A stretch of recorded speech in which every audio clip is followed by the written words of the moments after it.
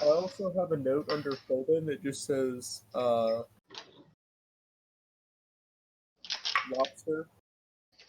I'm glad I remember what that means. You know, I just have like lots of little notes that are just one word, and I probably should expand on them.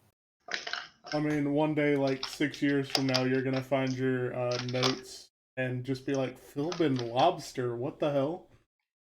Oh no, I'll know what it means. I mean, Philbin apparently doesn't have the lobster anymore.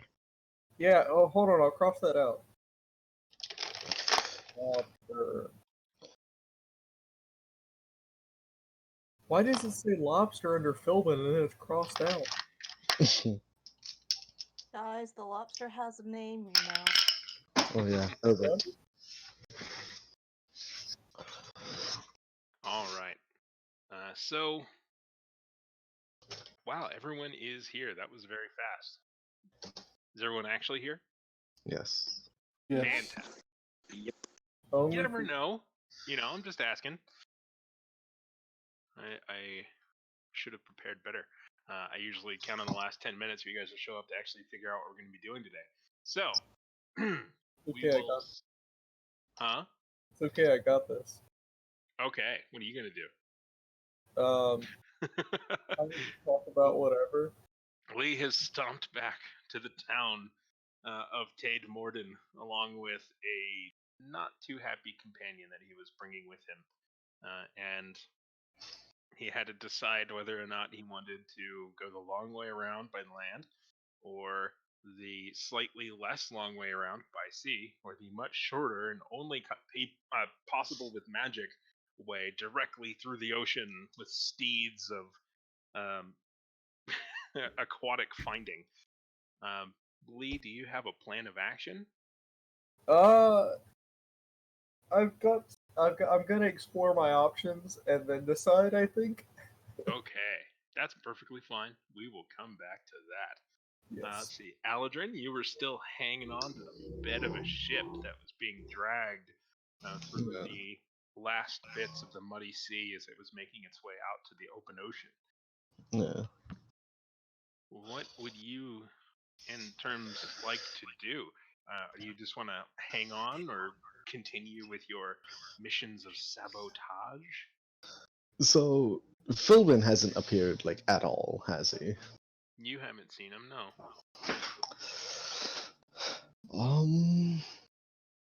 You have Find Philbin. Yeah. Yes, cast Find Philbin. I will.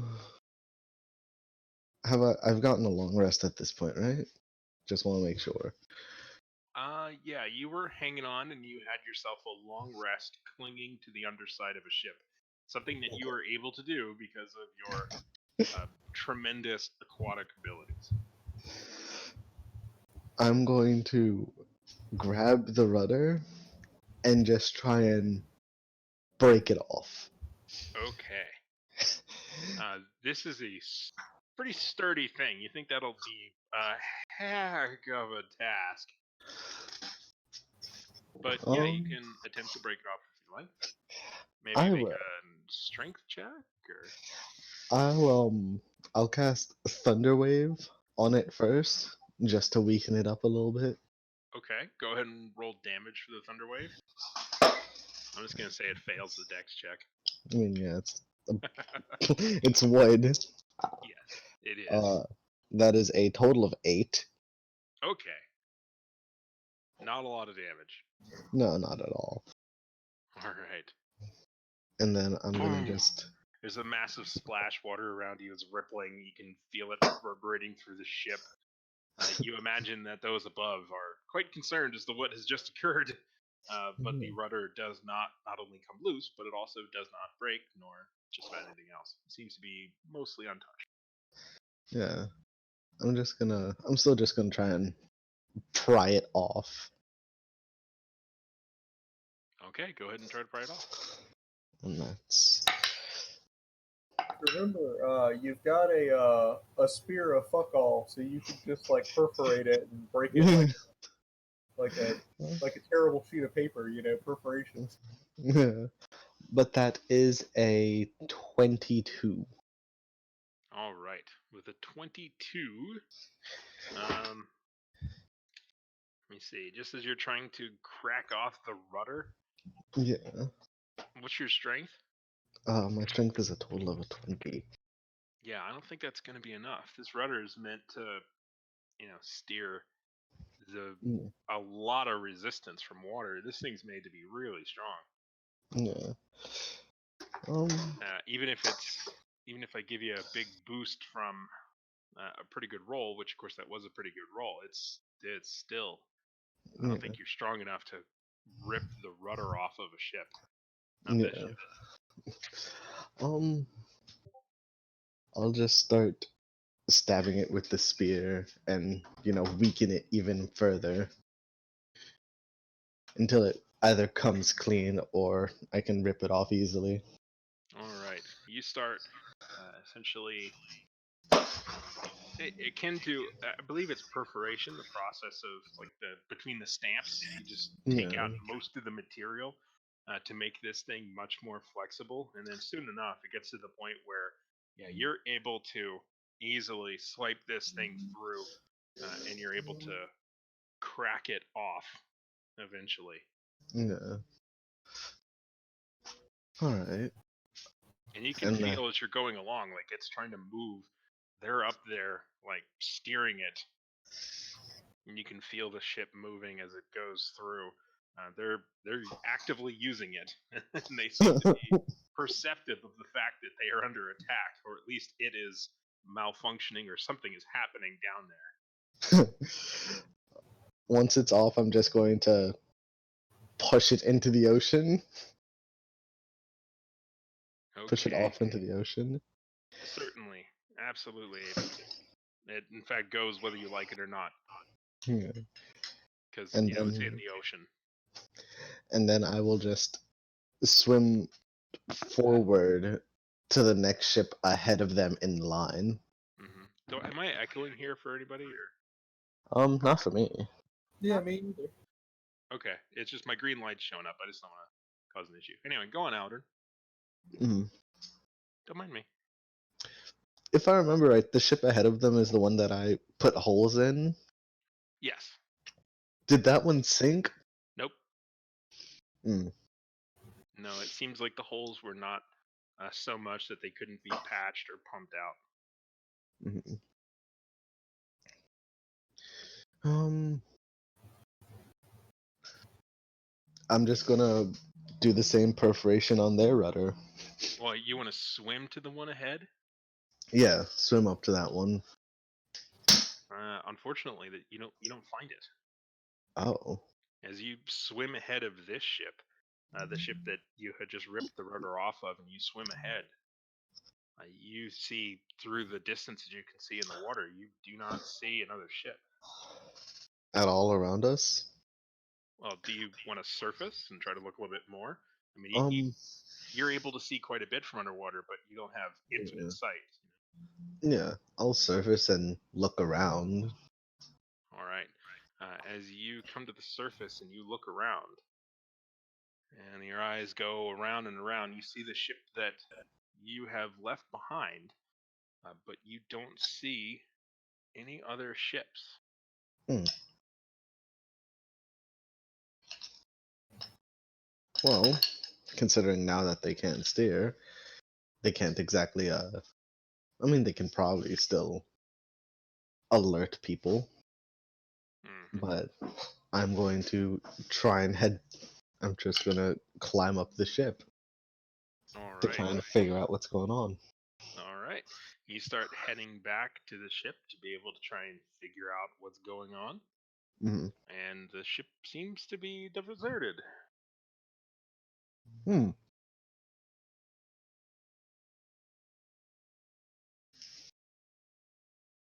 This is strange.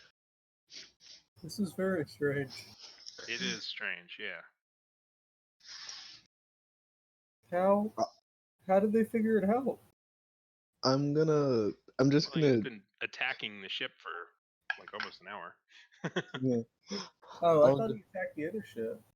No, yeah. this ship, he was ripping the rudder off of this one and did a thunder wave and all that other stuff. He's been Yeah. poking holes in this big rudder and trying to rip it off. And, Oh, that took an hour? Holy shit.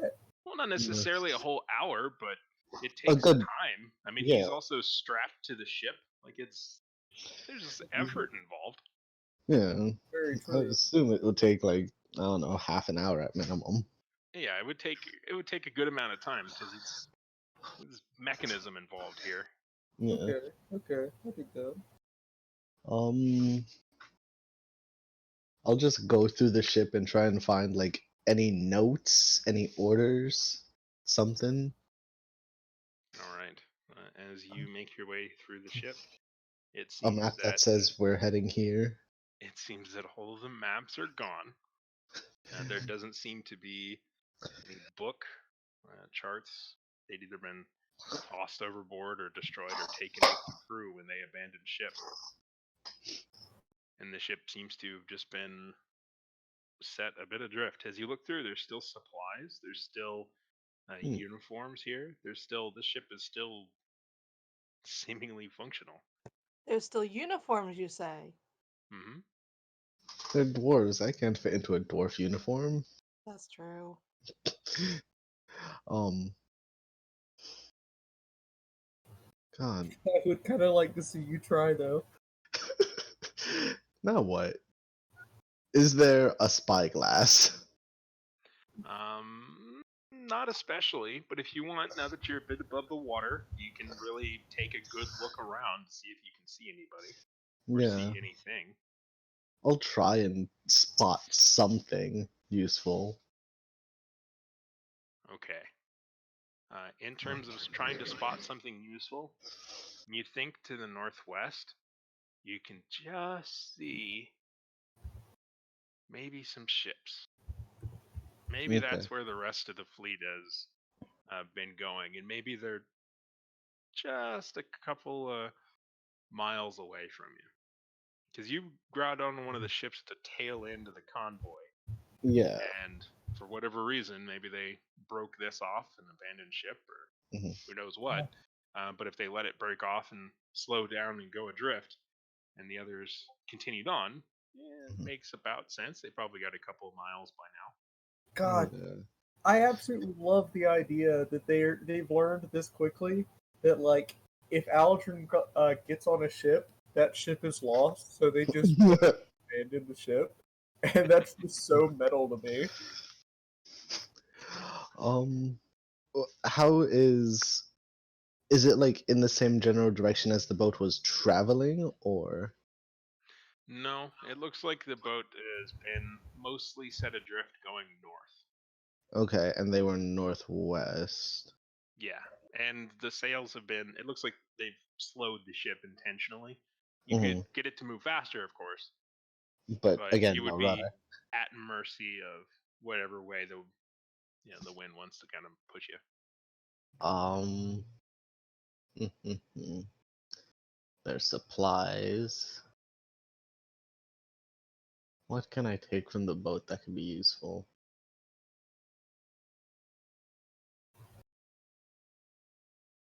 Um, I'll just jump back into the water and start swimming after the boats. Okay. You know that in terms of swimming after the boats, they're going about somewhere in the neighborhood of 2 miles an hour or so, and Yeah. you're swimming a little bit faster than that. Yeah, So it'll take you a couple hours to catch up to them, yeah, but you'll be able to. yeah. That's fine with me. Yeah, as long as you can catch up to them before you have to rest. Yeah. But yeah, you can certainly do so, and we will come back to that in a little bit. In the town of Hope, Oromis and Fion had, I don't want to say abandoned, but they had walked away from a situation that was ongoing, and were able to escape with their identities intact and their lives as they ran away, having known that their disguises would not last forever. You started to make your way back towards the cabin, and you can certainly say that you have arrived there. But what would you guys like to do? Well, my intention was to just head back and call it a night. Maybe make something to eat, nothing really special. Mm-hmm. All right. You can certainly do that. Go back and chill out for a bit, relax. You can see as the weather is warming up a little bit more, there's some a little bit more fishing going on at the lake. People having fun. Still don't see Utaguro, but whatever. And when you come into the cabin, oh, there he is. Utaguro is sitting in an easy chair. Not so much an easy chair, more like a rocking chair. Just rocking slowly, arms crossed, and looks up as you all come in. I thought that we were already back at the cabin when we left off. I think it left off of you guys going back there. I don't know if you had gotten there yet. I know we made jokes about it, about like smoking the whole place out. Oh yeah, because No, it there was were Blow being up nervous. cigars. I know there were jokes, yes. I don't know if that counted as a joke. I wrote it down as a note, so it must be canon, right? I know plans were made, but unless someone can prove otherwise, we'll just simply say that this is simply how it is now. Fion nods at Utaguro and he has a thought. He says, in comment, he says, Utaguro, have you picked up any common since you've been here, hanging out around the fishermen, just to see what would happen? He slowly shakes his head. I'm gonna points make to an his insight neck. check on that. Okay. He is a fish. He cannot speak physically speak common, I'm guessing. Most likely, it is an issue that he is physically unable to speak common in a convincing way. Yeah, But does he understand? That is now yeah, be, because you I know, was beneficial. just He did shake his head, so it would seem he at least understood some. okay. And you had been in lessons with him while you were coming down to try and help him to learn a little bit, and he seemed to be learning. I was trying, yeah. While at the same time trying to teach Fion Draconic. I need to learn more of Utaguro's language. I know I started trying to learn it, but then we got busy. Mm-hmm. Indeed. But he sees you all. And he stands, and then he motions around the room, and then he looks at you with a face that can only be described as disappointment. That sounds And then right. he holds up his hands as if asking what or why in exasperation.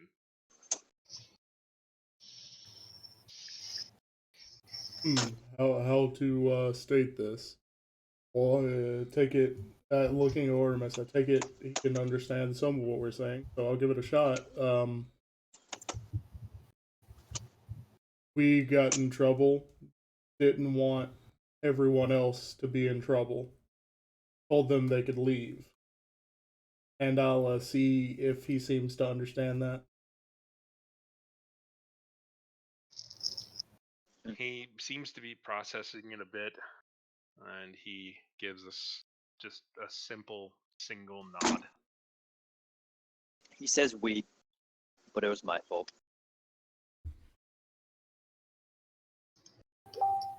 I mean, to be fair, I could have told a better story and, you know. Don't worry about it. It's my fault.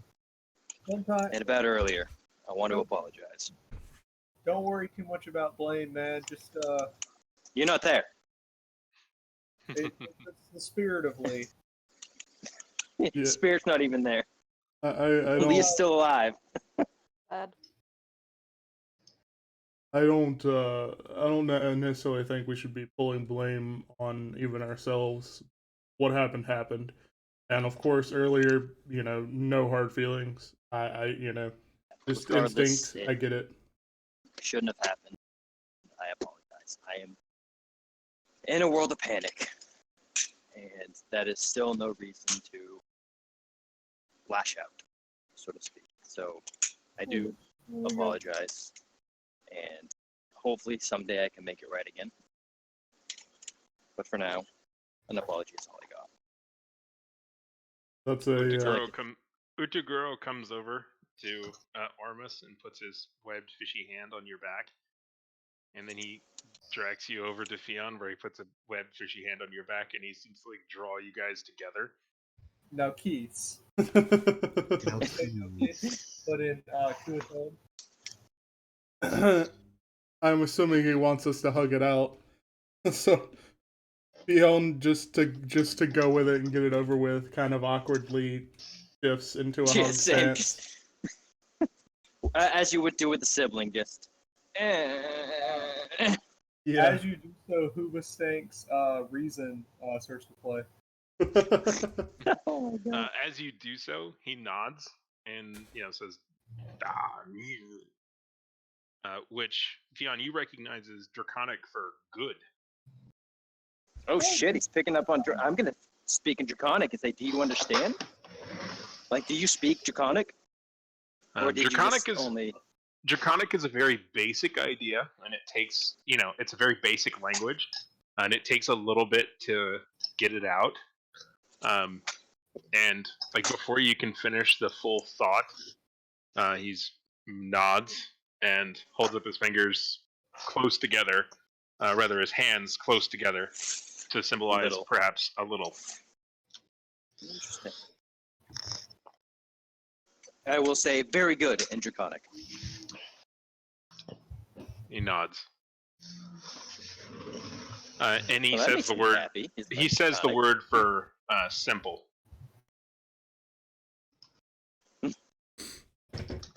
You don't know if he means simple as in the language is simple to learn, or it's simple so he can speak it, or perhaps it's simple in a way that it resembles his language a little bit.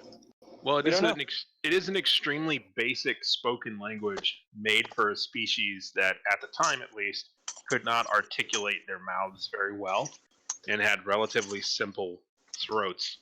It's a language that is almost entirely without lip movement. And pretty simple to write. You write it, it's just claw marks. But anyway, I like your comment. So, he is there, and he seems to be greeting you all and happy to see you. Molly Mort, if you recall. I recall. You do recall? Unfortunately. I hope it's not unfortunate. I thought it was fun storytelling, a nice little cliffhanger. You had fun storytelling, but it's going to be extremely anxiety-inducing for Molly. I suspect it will be anxiety-inducing for many people, but we shall see. So, you had gone to see Mikka, and when I say Mikka, I'm referring to the name of the host of the spirit of Bahamut. Mikka herself being contained within a crystalline egg, for lack of a better description, that is hidden, you know not where. And she decided, she being he, Bahamut, decided that it was about time that he made everything very clear and had taken you to go see another dragon within the city, Throughbane, if I can remember his name correctly, and that Throughbane, as the emissary to the Court of Hope, was going to introduce Bahamut to the king, and of course was quietly forcing you to come along as well.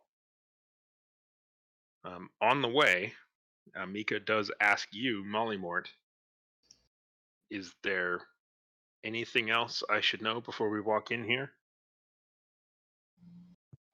Probably lots.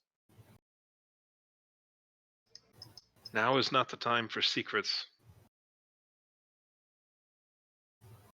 I guess this is the moment where we find out whether we should, if Molly's gonna sell out the queen or not. I think think I might be selling out the queen now. What would you like to say? Let's do it. If it helps, It's up to you. There's no pressure whatsoever. You can say anything you want. You can Oh, there's so Be- much pressure though. you can be as quiet or as descriptive or anything as you choose to be. She is asking this while parading through the streets towards this sort of center of the city.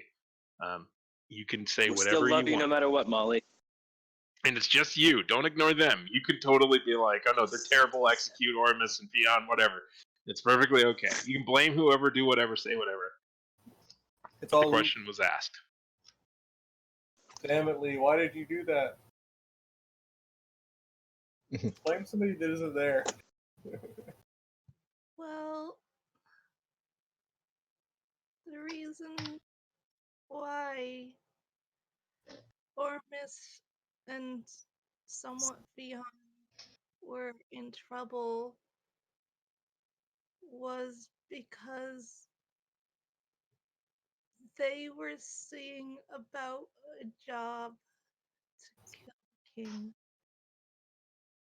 She stops in her tracks and looks down.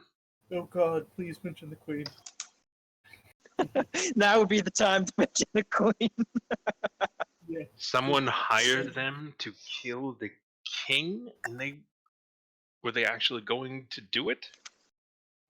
We were looking into it. We were kind of gathering information and seeing if it was even possible and seeing if we wanted to do it and seeing if, well, Lee and I kind of made the condition that if we did it, then it had to be under the circumstances that I could reincarnate him.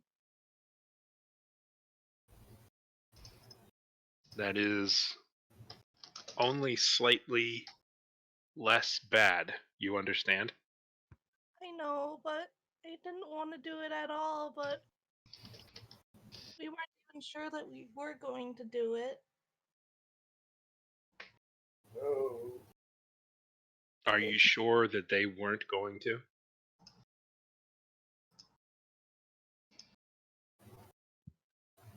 No, because it was under orders of the queen. You can see at this one, she's she falls, not literally, but spiritually, within just the betrayal.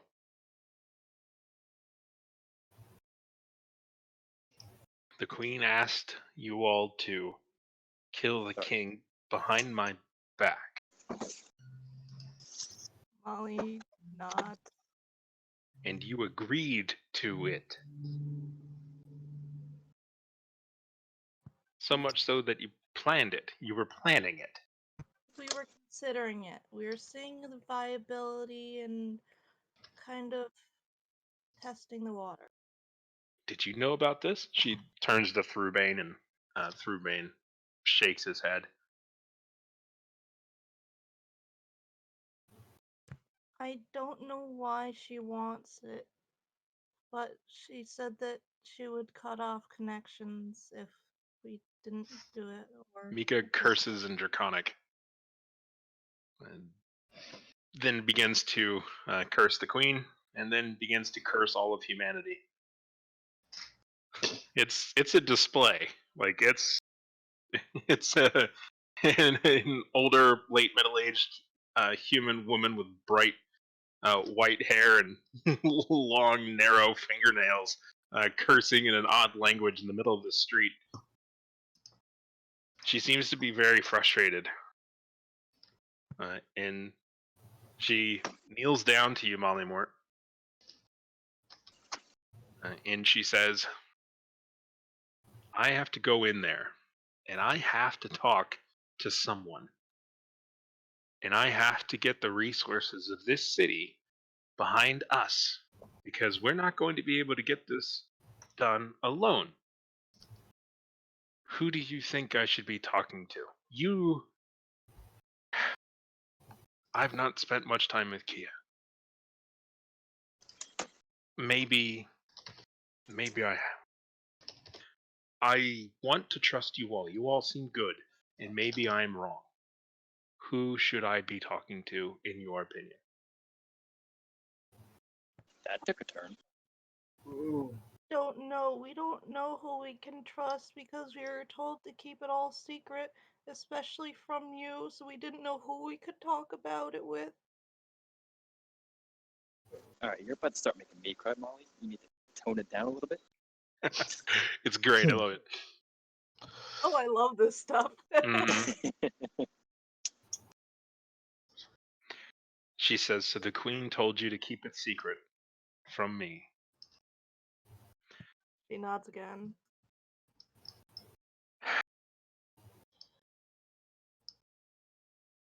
She says that she had mentioned before that Kia should not be king, that he was not appropriate. This is not a situation I want to be in. It's not a situation we wanted to be in either. Oh. Oh no. She says, if I find out that you or your colleagues are lying to me further, do I need to finish that sentence? I can't think of anything else we've been keeping secret. I understand, but going forward,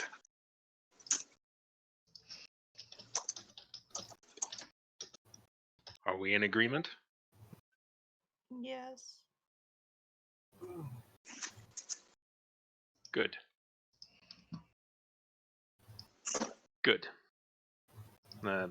She stands up and she says, not a word. Understood? Yes. Is Molly going to be as quiet as a mouse and then literally turns into a mouse? That'd be We'll cool. see. It's gonna be like mom cussing out dad, and the kids are like, "Oh shit." She continues to stride along, and do you speak Draconic, Mollymort? I do not. Okay. She strides along, and she speaks in Draconic with Throughbrain. No clue what they're talking about. Well, didn't you stand in a few of the lessons with me and Fion? I mean, possibly, but I don't think I was paying attention. More so, this is how teaching works. Okay. Also, to be fair, our lessons only ever got to the point of like having a simple understanding. To my understanding, having a simple understanding, basically like being able to order a drink in Draconic, ask where the bathroom is, and ask for where a restaurant. You know. Yeah, we she's spent certainly months. she's certainly nowhere near conversational. I don't think she Oh yeah, no. stayed in Maybe on a just lot like of a it. word or two, but okay. Yeah. But anyway,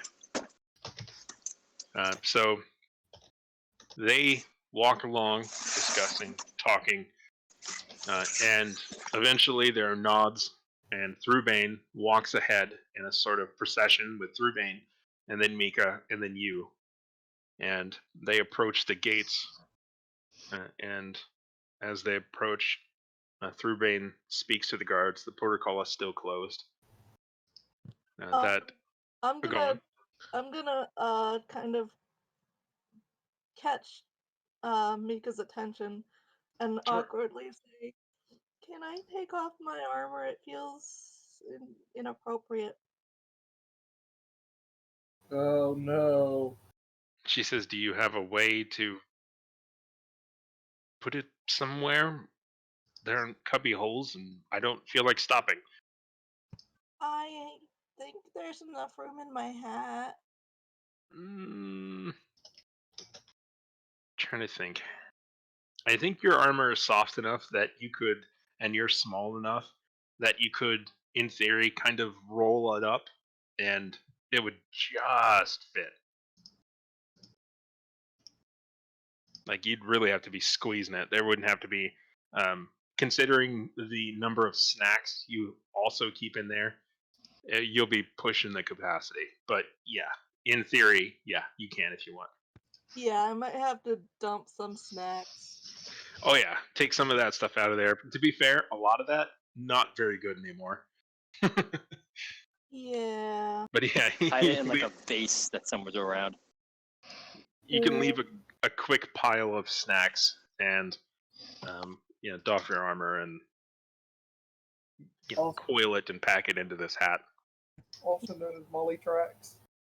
Hmm. That's how you can tell if a molly's been there. A little pile of snacks. No, I hid it shamefully behind a tree. Okay. And I do still have, I never discarded my leather armor, so I will throw that on. Okay. And you can very quickly catch up to this procession, which slowed down but did not stop for you. And you can get there before they reach the full gates. And at the gate, Thrubain demands of the guard to let him through, that he must speak to the king. The guards say plainly, apologies, my lord, but orders the king himself, no one gets in. And to which Thrubain gets closer and says in common, and you can hear, I am going in. It is your choice if it is past you or over you. And Get down or lay down.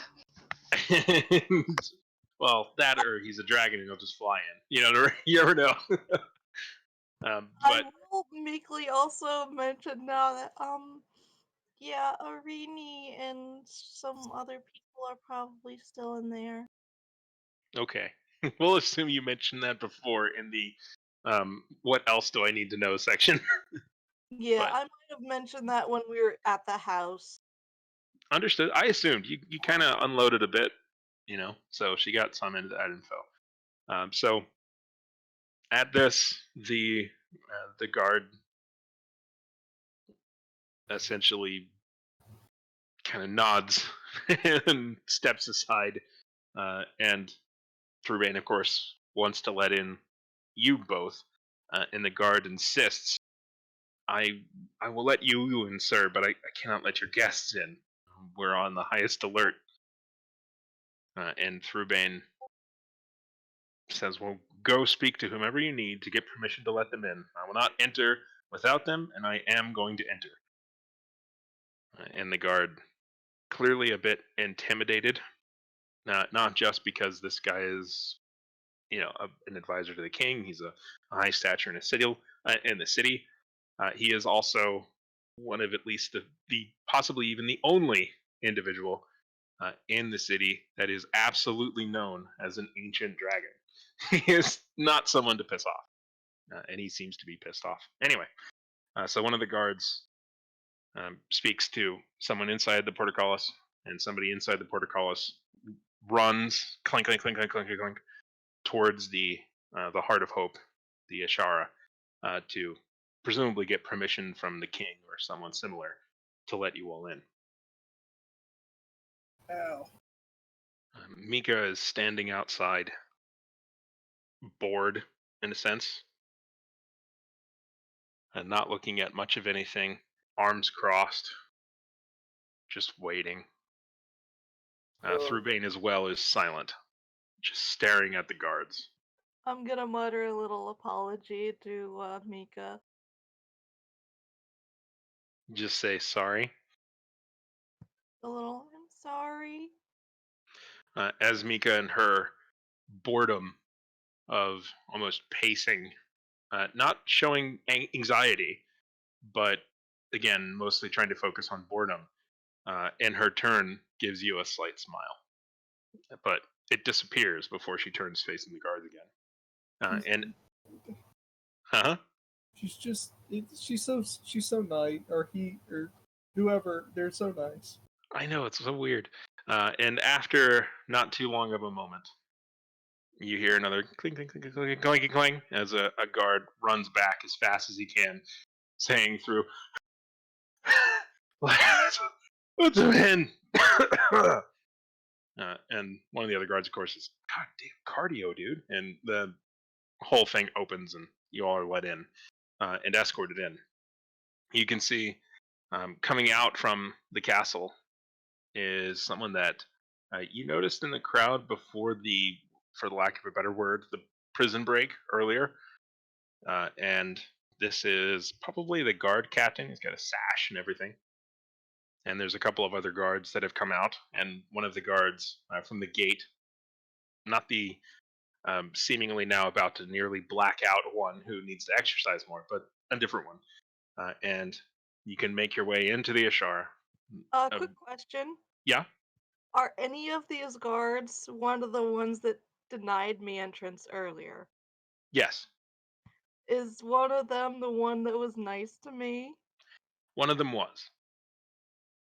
I'm gonna look up at him and give him a little nod, like, you're doing okay. He'll nod. He's in fact the one that continues to. So essentially, there were the two guards out front. They were the same guards that denied you entry. And then they had another guard go back and run. And then when he came back, he and the elder of the two guards stayed. And the nice guard that denied you was with the procession and meets other guards at the door. You basically now have 4 guards, including a guard captain. And then, of course, Thrubain and Mikka and yourself. And when you get in, you recall that the other times you've been into this Ashara, this castle they're just building here, there had been retainers of some kind, groupies perhaps of the king, individuals here snacking and joking and just being here, essentially. For no real purpose other than that it's a space that needs to be taken up for nice things, and the king's an idiot. Anyway, but it is completely empty now. No one here. The fountain continues to bubble, but there are no platters of cheeses or fruits. And you're taken up to the chambers that you can recall are the quarters of the king. And the guard captain says to Thrubain, you can go in and talk with him, and if he says okay, the rest can come in. And Thrubain shakes his head and essentially makes a move for the door, but the captain knows better than to stop him, but wants to stop him, but doesn't stop him. And Thrubain opens the door and continues on, with Mikka following, and you welcome to follow if you like. Yeah, I mean, I'm not turning back at this point, as much as I want to not be part of this. The king is sitting, well, not sitting, excuse me. He is standing with his leg in a chair, like Captain Morgan style, although not of Captain Morgan and Morgan of the Morgan and Morgans, but just the generic Captain Morgan. And he has presumably a goblet of some kind of a wine in one hand, and across from the desk that he is standing at is an individual who is also standing with an eye patch. In fact, it's the same fellow you spoke with before, who asked if you wanted to go in to speak with Irini. And as Thrubain barges in, the king looks a bit surprised, looks over, and you can see him put up a hand as if to quell the one-eyed figure, who, for whatever reason, did not make any movement whatsoever, except merely to look. But anyway, Thrubain, you can guess he was probably trying to think of what to say all the way towards the building, and he was trying to keep it in his head. But as soon as the door opens, he says, Your Majesty, forgive this intrusion on your day, but there is something I must bring to your attention at once. First, do understand, please, sir, sire, that while I am a loyal member of your court, I do also owe some allegiance to my Lord Bahamut, and so I ask for your patience so I may explain entirely at your leisure. And, of course, after giving a bit of a bow, and the king slipping into more formal activity, straightens up, puts the leg down, puts the goblet down, does the top button on the tunic, and nods back and says, Of course, I trust your loyalty to my family. And to which Thrubain says, Sire, or rather, he introduces him. Says, His Majesty Kia, the King of Hope. Sire, it does me great honor to introduce you to the Verm King Bahamut, Justice Bringer, Lord of the North Wind, and Protector of Humanity. And he motions to Mikka. And you can see that as the titles and the livery, not so much the livery, but the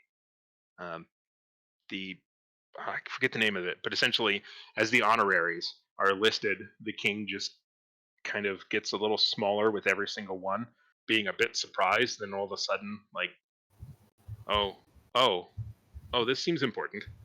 As his quick reaction is to hide because he is a cowardly, terrible person. But anyway, and Mikka strides forward, doesn't bow, and there's a moment where Kia like pauses, like he's waiting for a bow, and then it doesn't happen, and then he just looks a little disappointed. But anyway, Mikka, having basically pushed past Throughbane, says, "You'll forgive me not making myself known before now, but events are afoot that will test the city's mettle, and so the time has come. We have much to do and little time to do it. I hope there will be time for answers later, but for now you must settle for this, so we may get to work." And she draws from, um, well, inside of her garment, a small wax-sealed letter and hands it to him, or holds it out to him rather, which the one-eyed man takes and then gives to the king. And Mikka returns to standing by Throughbane. He looks at it and looks at her, kind of reads the outside of it, is a bit surprised, cracks it open silently. He seems to read through it, and you can see on his face, at first, he seems eager to read it, and then he kind of goes through a bit of an arc of emotions. He goes through a little bit of melancholy, longing, just a flash of it, and then some surprise, and then some suspicious eyebrow, and then by the end of it, he's just almost shaking his head in incredulousness. And he, instead of folding the letter along the careful sealing lines, as it was before, he merely folds it in half and tosses it onto the desk. And he says, "Welcome to my kingdom. I invite your counsel." And she says, "I will offer it as you need it, but for now you must immediately issue a general pardon." "I must?" says the king, raising a bit of an edge in his voice. "Sire, if..." Mikka holds up a hand to Throughbane to quiet him. "You should, for two individuals, an elf and a tall bluish fellow. What are their names?" And she snaps at you, Mollymort. He's a Fergold, Fion and Oromis. And the king looks at the one-eyed man, looks at the guard captain, and makes a, "Ha! Why should I do such a thing?" His arms are out, like in surprise, like, who would ask you this? They murdered to Mikka with like, "Can I talk?" expression. She gives a palm, like, wait. The king says, "They murdered two guards attempting to escape after a failed attempt on my life." His eyes are on fire, practically. Jaw set. He looks very upset. And Mikka says, "I am certain this was a terrible misunderstanding. They're servants of mine, and I require more work of them. They meant you no harm." Holy shit! I didn't know the Dragon King could lie. The king looks at the one-eyed man and says, "Lieutenant..." Huh? Dragon King does whatever he wants. That's true. The Dragon King does what he thinks must be done, but we'll get back to that in a minute. The king looks at the one-eyed man and says, "Lieutenant Rockford, you were witness to these murders. Did it seem like a misunderstanding?" "No, sire," he says. And the entire time, the one-eyed man has just been staring at you, Mollymort. I shrink under his gaze. I mean, at this one, you can speak in if you want. You can say something. No, I'm gonna leave this to me. To be fair, we did only make the agreement due to Molly's persistence of reviving him afterwards. Well, the king thinks about this for a moment, and he strokes his chin a bit. And It would only hurt for a moment. He paces behind his desk a little bit, and then he finishes off the goblet of some kind of a liquid and puts it down. And he puts out his hands wide in a greeting, almost like a beckoning someone into a hug sort of formation with a big smile, and says, "As this was an unexpected meeting, in lieu of a proper Shah, I will grant them the opportunity of a second trial. They can explain it to the people how this was just a misunderstanding, pay their debt in accordance with the law, and that will be settled. Do you know where they are so that my men can take them into custody?" And Mikka looks down at you, Mollymort. I look very ashamed as I say, I can find them. But you don't know where they are? Not in the moment. The king nods. And the king says, "Well, the warrant for their arrest will stand until they turn themselves in, unfortunately. And as is in accordance to law, if they resist the arrest, they will be killed." Mikka at this one says, "Can you temporarily hold the warrants for their arrest and give them the opportunity to turn themselves in? Give us a day to find them?" Would you like to say anything to aid Mollymort? I will say, I promise they will comply. They won't be happy about it, considering the previous trial looked like it was very much a bad situation. But The king looks offended at this. "Our system of judgment is very fair. They escaped after murdering 2 guards." well, I mean, it was Oromis that murdered 2 guards, and that was really a bad thing. I am not gonna say that it was. Mikka holds up her hand, or gives you like the stop sign, like, "Hang on." And the king says, "So he did murder them. Good." Um, Mikka says, uh, essentially, Mikka says, "I give you my word that they will come peacefully.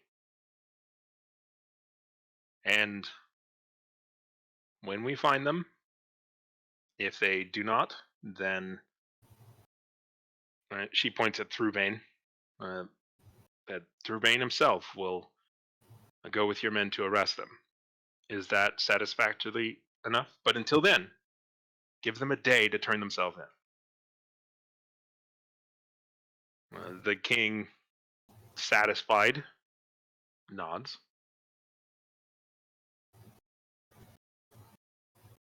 The Mikka says, "By chance, my lord," of course ignoring that the correct is sire, but "by chance, is your wife in? I would love to meet her." Oh shit. The king says, I think she is. We'll have a servant take you." And they nod, and the procession leaves the room. And the guard captain dismisses most of the guards to go back. But he himself stays in the room with the king and with this Lieutenant Rockford. Molly looks pale at the mention of talking to the queen. Panny rushes from around the corner, seemingly only summoned at the last moment. and sees Throughbane and Mikka and yourself, and of course gives you a very suspicious look. But Throughbane cuts off Penny and says, "We would like to see the Queen, if possible. We would like to introduce her to an old friend." And Penny nods. "Of course, my lord, this way." And you are taken to the door for the chambers of the Queen, where Throughbane says, "No introduction is needed. I'll handle this. You go take care of the king. I think he needs some more wine." Pats Penny on the back. I mean, probably. Almost certainly. And I'm curious to how Pandy responds when he sees Molly, because he's not a big fan of any of us, and we have not treated him very well. exactly. He's put a lot of stuff together recently in his mind with various events, and there's some clicking going on. He is definitely highly, like, it was evident on his face. He was highly suspicious and was giving her not a good look. But he is a servant, and he was given an order by a lord, and so he did. But having been told to go take care of the king, excuse me, he, as they say, fucks off stage left. And Throughbane opens the door and motions for Mikka to go in, and you as well. But he stays outside, presumably to keep anyone from interrupting. Okay. The Queen is writing on a desk with a little bit of sunlight coming in through the unshielded, or basically like curtains drawn back from the porch or the patio sort of area. But she's writing in the light there. She doesn't seem to look up. Mikka says, "So I understand you would like to talk to me about something, Your Highness?" Mikka, or rather, the Queen turns around surprised, expecting a servant or Penny or who knows what, and seeing Mikka's eyes open a little bit, asking, "How did you get here?" "Well, that's not for our discussion today. My understanding is you wanted to tell me about something." Oh, she's got just big energy here. Yeah. Very ashamed. The Queen shakes her head and says, "It's always lovely to see you, but I have no news." Mika's doing one of those pissed off girlfriends, like, I know the truth. You might as well just tell me, move. I was just waiting. Dad energy, because like that's a dad move right there. Bahamut is the daddy. I'm not mad. I'm just disappointed that. Mm-hmm. Isn't there something you want to tell me about? Yeah, exactly. Molly's absolutely giving that look like, I'm sorry I told him.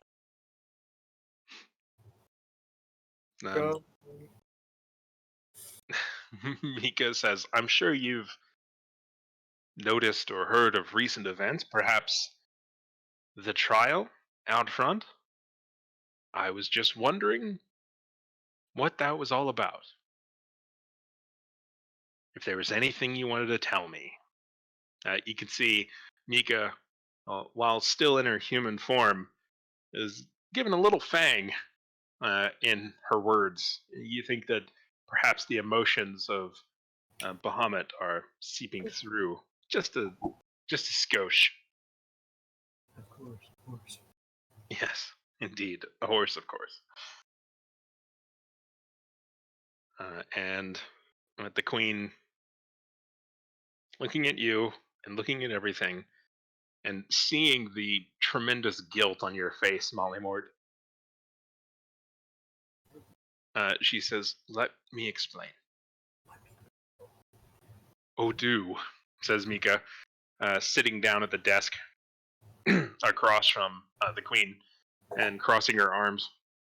And the Queen explains that yes, we are trying to get my dear husband to not be king anymore.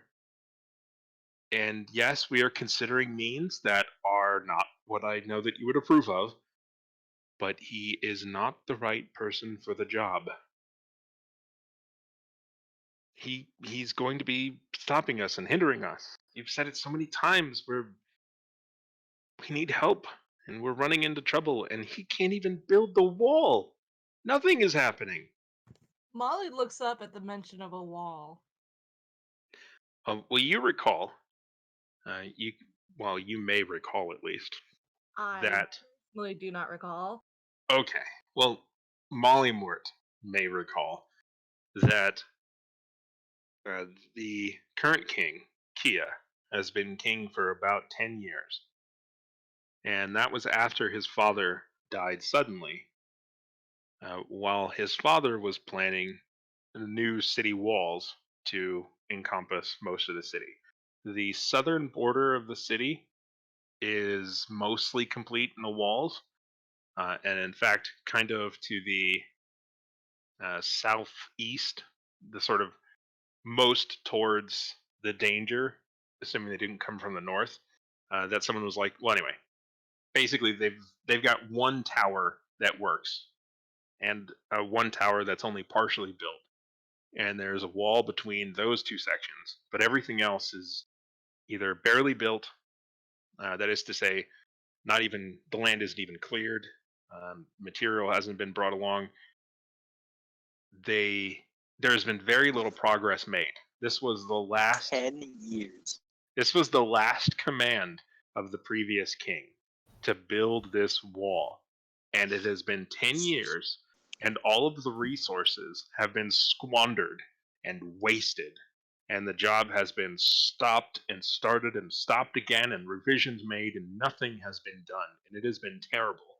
There is a much smaller wall that, and in fact, you just passed through it, that does encircle what used to be the old farm. That was the foundation of hope. But they want, this Atlas, who was the first king, who was Kia's father. He wanted it to be fully protected, to protect the people as a full kingdom. And like I said, he died suddenly, and they just made Kia. Well, okay, he's the first son. We'll just make him the king. There you go. And it was, in hindsight, probably a really, really terrible idea. You imagine that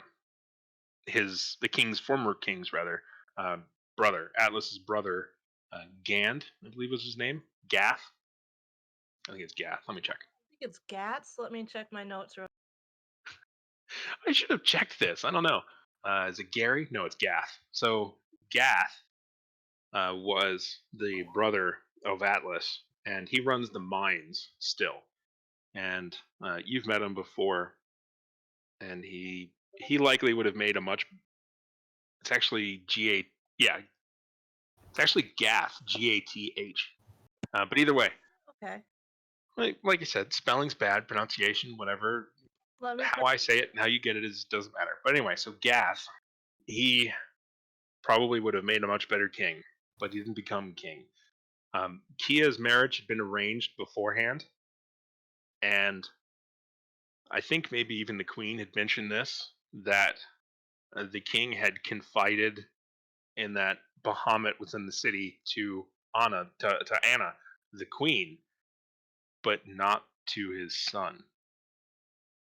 That even the king had doubts about his son. And in fact, she explains this now, that Atlas was a good king, but Kia wasn't ready.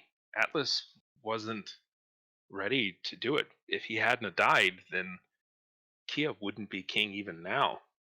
And that this is life and death that they're talking about. And the people, because Kia gives them anything they ask for and takes care of them, the people love him, and they won't get rid of him, even though he will kill them. Anyway, And Mikka listens to this, and hears it, thinks it. Any questions? No. Okay. They have basically they are kind of staring at each other after Anna has made her case, and Mikka is staring back, the unnatural eyes of Bahamut on her.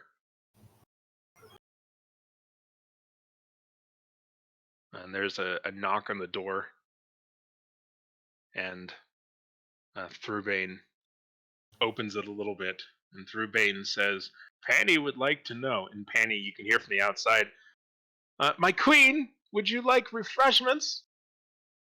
Thrurbane says again, "Panny would like to know if you would like refreshments." And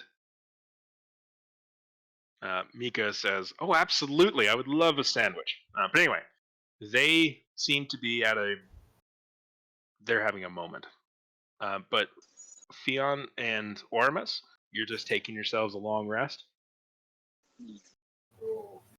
Yeah, pretty much. All right.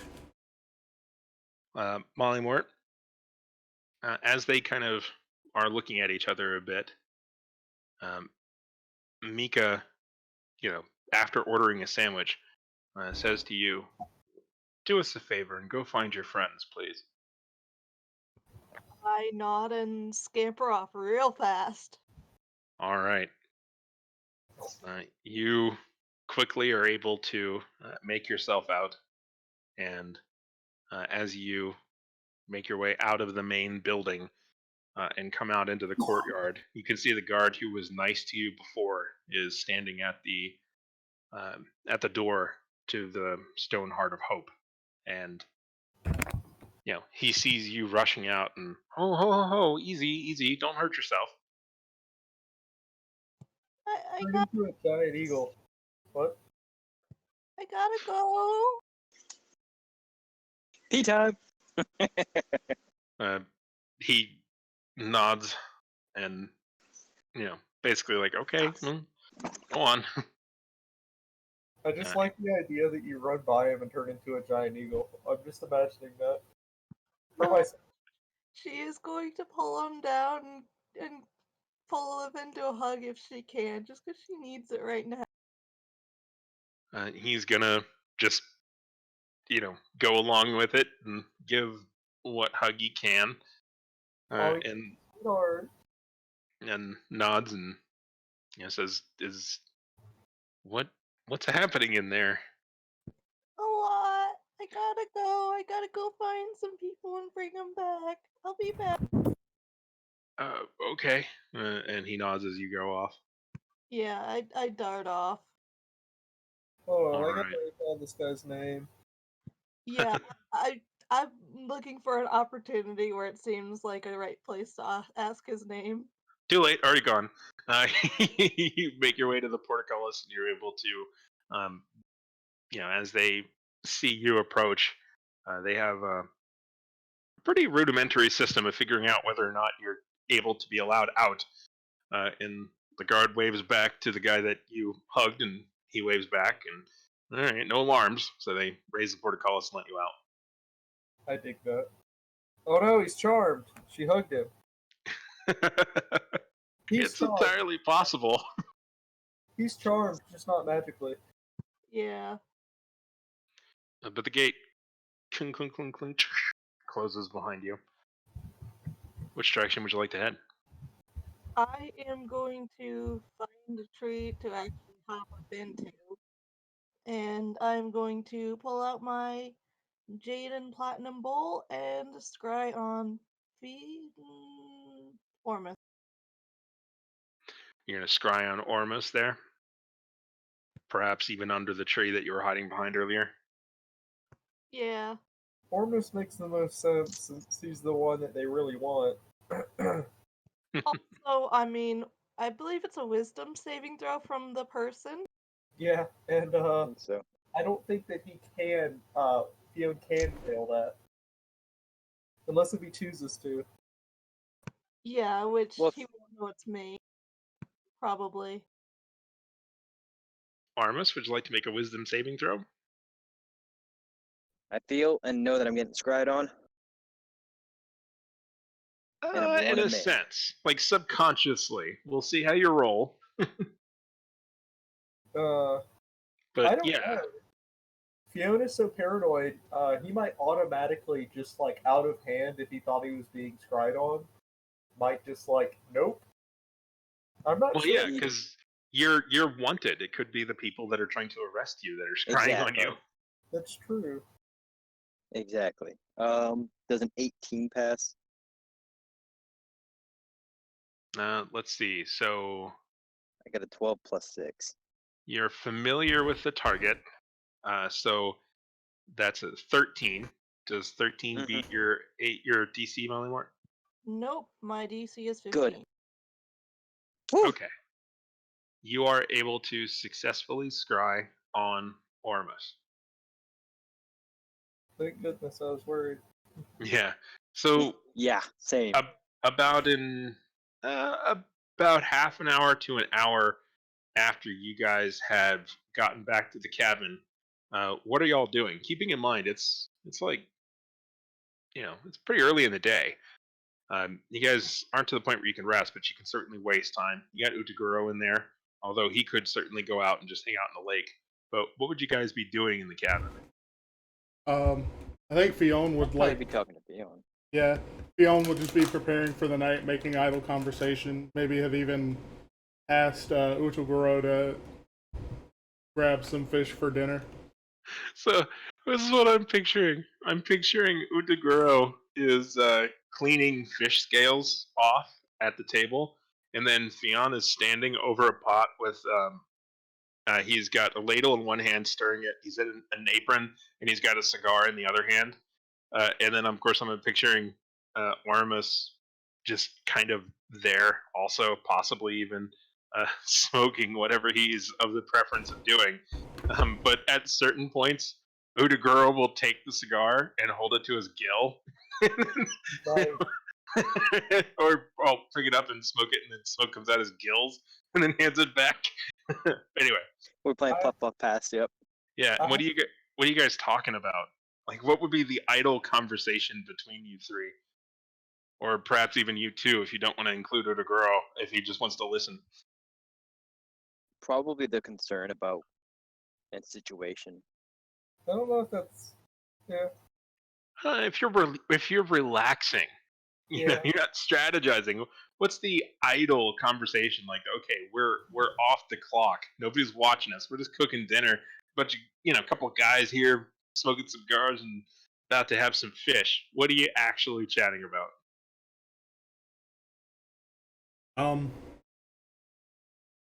I think I Fion might will tell be. him about. Go ahead.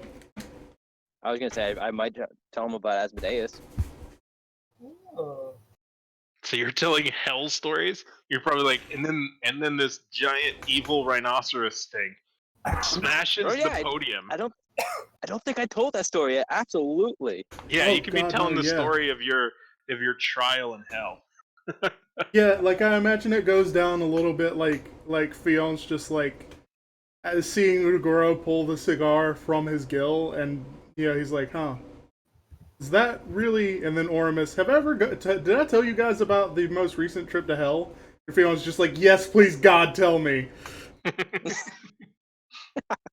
Anyway, so Molly-Mort, you come in around the time Oromis is talking about how a giant hell beast was smashing some sort of a podium.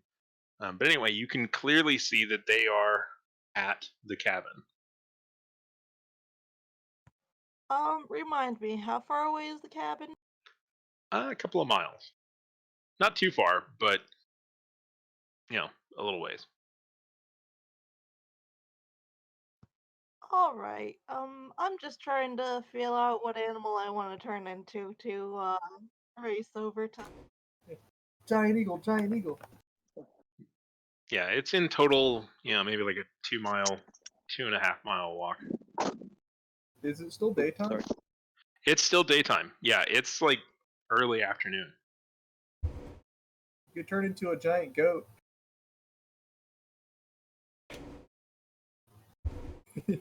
I'm thinking I'm gonna go with something I'm more comfortable with. I'm gonna be a panther.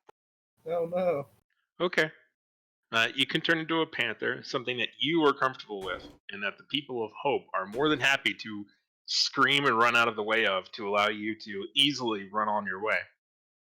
And you just run with cat-like reflexes and such through the city, and then out of the city, and then far south. In fact, off to your left as you're going through, you can just see the tower in the distance that is finished and functional.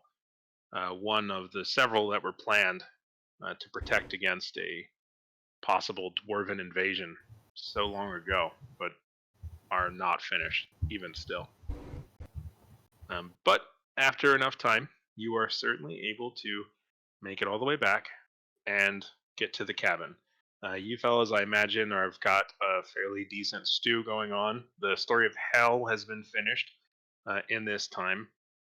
Um, After that, Fion, would you want to share a story? And if you would, what would it be? I think in the interest of sharing, pretty much horror stories, Fionn would share the story of how he met and, uh, I guess, acquired tutelage from Gilgame. I don't know if tutelage was killed. I'm sorry? And how your whole family was killed? Let me drop Well, my not backstory. necessarily my whole family, because Theon didn't follow Gilgame right away as a blood hunter. That was like that was like his okay, well you've learned your basic training. Now it's time to pick a school of specialization, and then having chosen Profane Soul, he had to search out a patron pretty much. All right, yeah, fair enough. So you can exchange patron stories. All the while, Utaguro is seemingly listening along, and perhaps at the back of your mind, you hope that he can't relate. But soon enough, Mollymort, you're able to, in panther form, arrive at the cabin. Can she open doors in the panther? No, but I will howl needly at the door. Fionn instantly draws both his swords and stands up. Yeah. Would I recognize that noise? It seems to be some sort of a terrible wild animal. And it seems... I'm going to look through the window. Yeah, unfortunately, there's not really a lot in the way of windows. There was. This was built pretty basic. But yeah, you could open the door and find out who. In fact, there's even a bit of a speakeasy. You can open the little teeny door and look out. Yeah, I was going to open it up a little bit, put my foot in the way so it couldn't be slammed open in case something bad, and then kind of look. And Fion's standing on the inside of the door with weapons drawn. And Utaguro picks up a frying pan. But yeah, you're able to... Ah, yes, the best PUBG weapon. Just crack open... Well, Utaguro don't need that shield on his butt. Anyway, so you can just crack the door. And on the other side, of course, see a panther. When I see you opening the door, I plop my butt down and look at you with big eyes. And of course, there's the signature heart on my head. Once I see the heart, I let down my guard and kind of look at Theon and be like, Smalley. Oh, whoa. Then I'll open it up and pretty much tackle her with a hug. Do you let her get in the room at least? No, I open it up and just plopped right on her. Just think, oh god. You. Glomp on the on the balcony or on the porch. But after some greetings are made, what would you all like to do? Eat dinner? I'm not gonna hang out much. I'm gonna turn around pretty quickly after some affectionate greetings and try to indicate that I want you guys to follow me.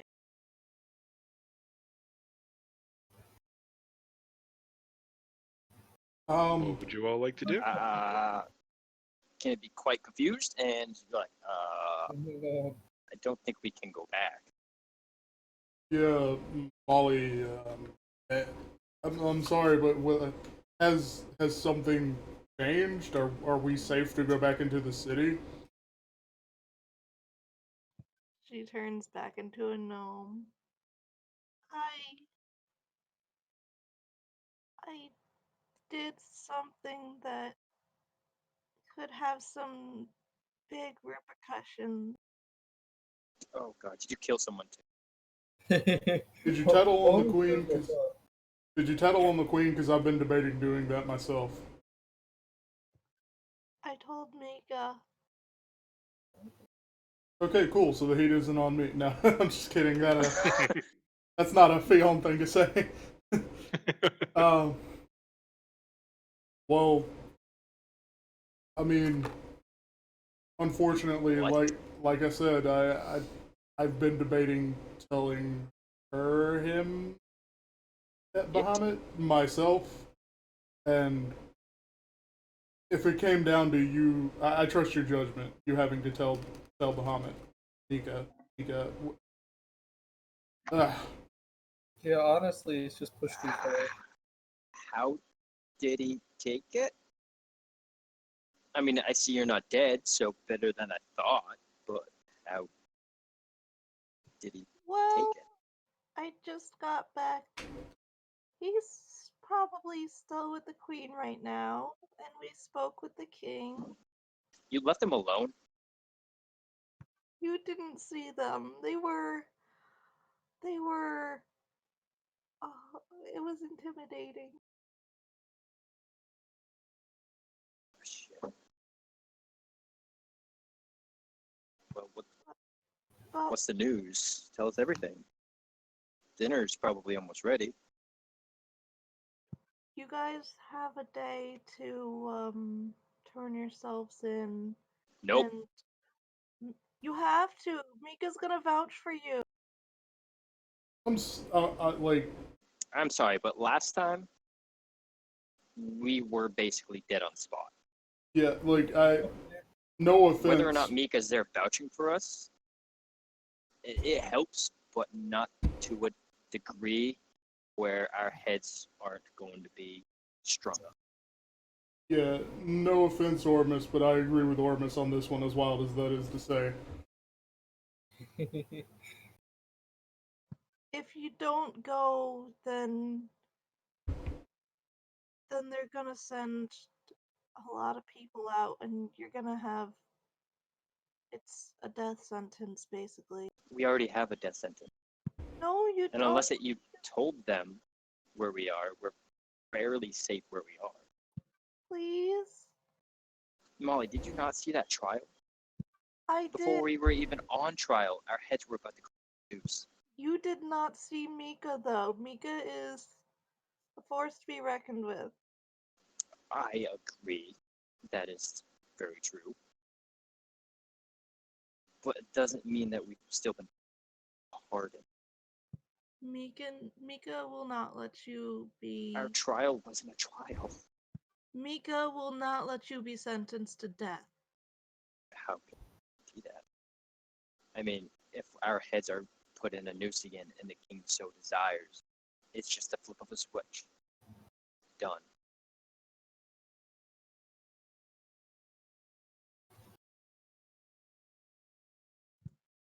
You guys, you have to.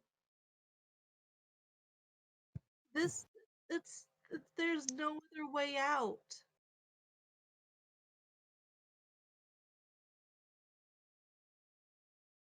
I told Mikka that the queen was the one who wanted him dead. It still doesn't change what I've done. No, it doesn't. We can at least get Fion. Fine. But I'm fucked. And not in a good way. Divine judgment. No, I'm just kidding.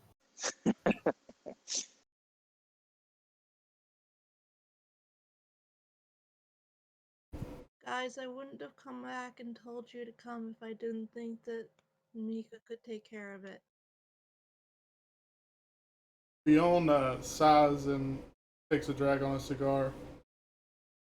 Unfortunately, This I don't want to go back, but I think we have to get this dealt with, and maybe this time around we can. Yeah, you have the dragon god of justice on your side this time. Yeah, maybe this time around we won't be. I mean, guilty until proven innocent. I mean, how do you get a fairer trial than one with Bahamut at it, right? even I mean, even with Mika vouching for me, and me coming clean with all that I've done, I'm still sentenced to something. Even if it's something, it's probably not death. It might be, but that's not exactly the end of the world for us either. Honestly, I'd prefer death, Yeah. because hell's not so bad. But as much as I would still like. I'll keep that in mind. Yeah. Hey, he's the one who told me to spread the word. As much as I would still like to live, even as a wanted man, I'd rather not live in a prison cell. I'd first take my own life. That's fine. They'll probably kill you. If not, we'll just Epstein you. Just what? Oh my god. Because of the sound, I didn't get that until now. That's nice. I mean, I agree. I'd rather not be trapped in a prison cell for Lord knows how long and then just be executed. Because let's face it, the king has decided that we're going to be executed, and our only way of getting out of this is maybe Bahamut can help us. So either that or battle. Fion, you're innocent in all of this. We probably get you pardoned. Guaranteed. Oromis, she wouldn't have been up there if I hadn't suggested that we scout out the king's balcony. So like, I have my own share of guilt in this. I mean, innocent until proven guilty. I mean, sure, we all agreed to this, but after what transpired, you didn't guilt him. Remember, bailing is always an option. This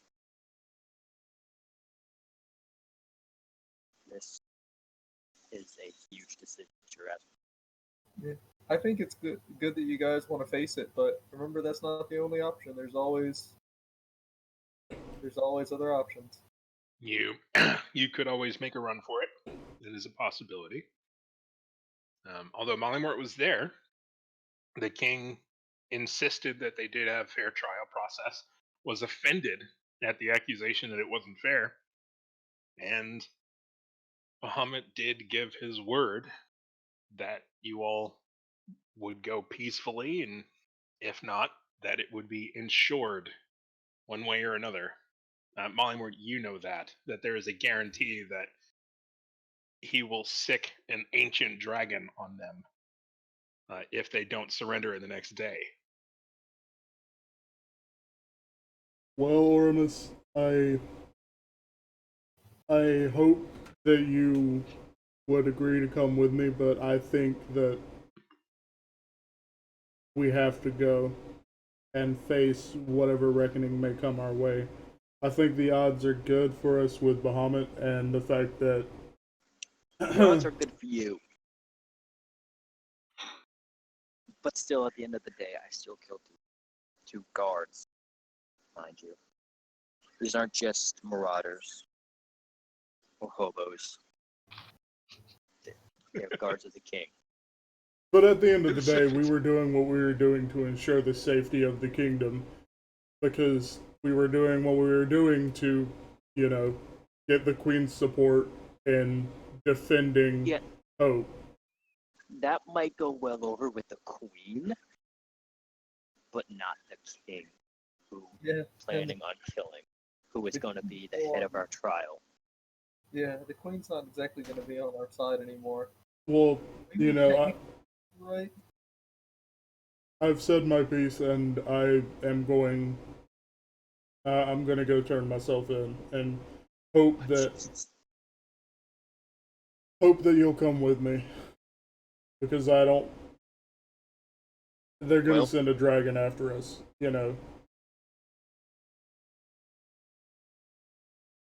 Well, if this doesn't go down the way we're hoping, and I'm sent into prison, I'm making sure they kill me. Oh, I don't blame you for that. I understand that you have your. And whether or not Bahamut, well, he's not going to do with it. My aim's going to be going for the king. Because as you said, it is for the better of Hope and the kingdom that he's taken down. Because there's going to be no other way that we get rid of him. Oh no, I agree. If it comes up to the point of us dying, I'm taking the king down with me. And Molly, I know you probably don't want to hear that, but Yeah, if you take the king down, then you're definitely going to be doomed. Oh yeah, no, I'm just saying, if the trial doesn't go the way that we hope, and we are sentenced to prison, life in prison at that, even a couple of years, screw that. I'm going to say my piece and go for the king. Make sure that I'm going to hell rather than being imprisoned. Oromis, I would also like to point out that you're an elf. You live a nice long time if, you're given that chance. And they are humans, and I don't think they fully understand that. So they'd probably give you a, life sentence. Well, no, I think they'd give you a sentence that would be accommodating for a human's lifetime. I doubt it. They know of elves. They know of dwarves. We're not rare. Side note, I just realized that life sentencing in a D&D setting is much more complicated given elves' expanded lifetimes. Yep. I'm still a very young elf. I'd rather go to hell and do my battle royale than imagine getting a person in real life a 900-year life or sentence. Yeah, that would be really. I'm pretty sure that's happened, where someone gets several life sentences. Yeah. Yep.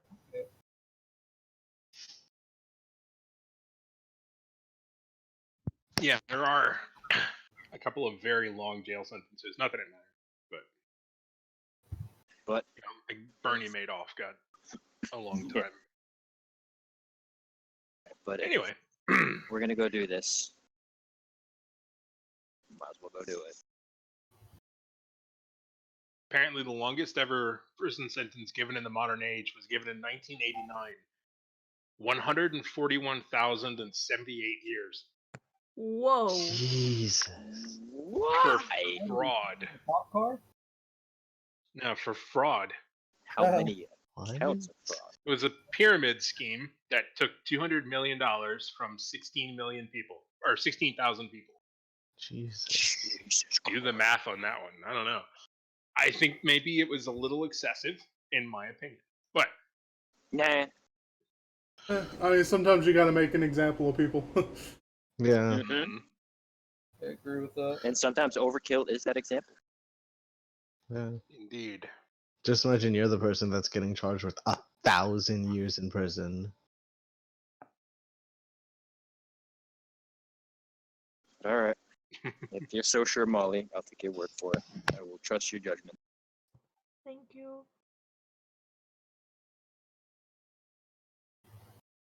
All right. Well, they didn't give us a day. Shall we at least have dinner first? Yeah, you can. At that Um, mention, Fion goes, "Oh!" and he ducks into the kitchen. Yeah. I'd rather Well, not it's sort die of like on a an empty large stomach. common room, you know. Yeah, It's more like the front corner. One of the front corners is the kitchen yeah, ducks over to the kitchen area. Yeah. room. But yeah, you're able to. What would you be making? You got fish. You got a couple of veggies. You know, what are you thinking? I imagine something pretty Fish stew. light, just like a maybe like a pan fried fish and veggies, like steamed veggies, Mm-hmm. That could certainly work. like a almost like a lemon pepper kind of deal. Mm-hmm. Yeah, they had a fair supply of canned vegetables. Yeah, you can crack open a couple of them jars, ready to go. So yeah, you're able to have yourself a pretty decent dinner. Utaguro seems to also enjoy it. You think as he's going along, um, he doesn't touch a lot of the vegetables, although he tries some. Um, you think, Good on it for trying. yeah, you think that cooking his food is still a foreign but interesting concept. Should Uh, she? but yeah, he, much like a petulant child, does not finish his broccoli, but he does eat the fish. All right. I There we go. As I mentioned before, I had tried to learn a bit of his tongue. I am going to try to learn a little bit more, just like over dinner. Might as well. Through that Okay. conversation, be like, "Oh, did you know that he picked up some draconic too? No, he can speak Draconic. I can't. A little bit, a little bit." I can't speak any Draconic. Ah, well, I'll have to teach you sometime. It's quite useful, especially in situations where you don't expect it.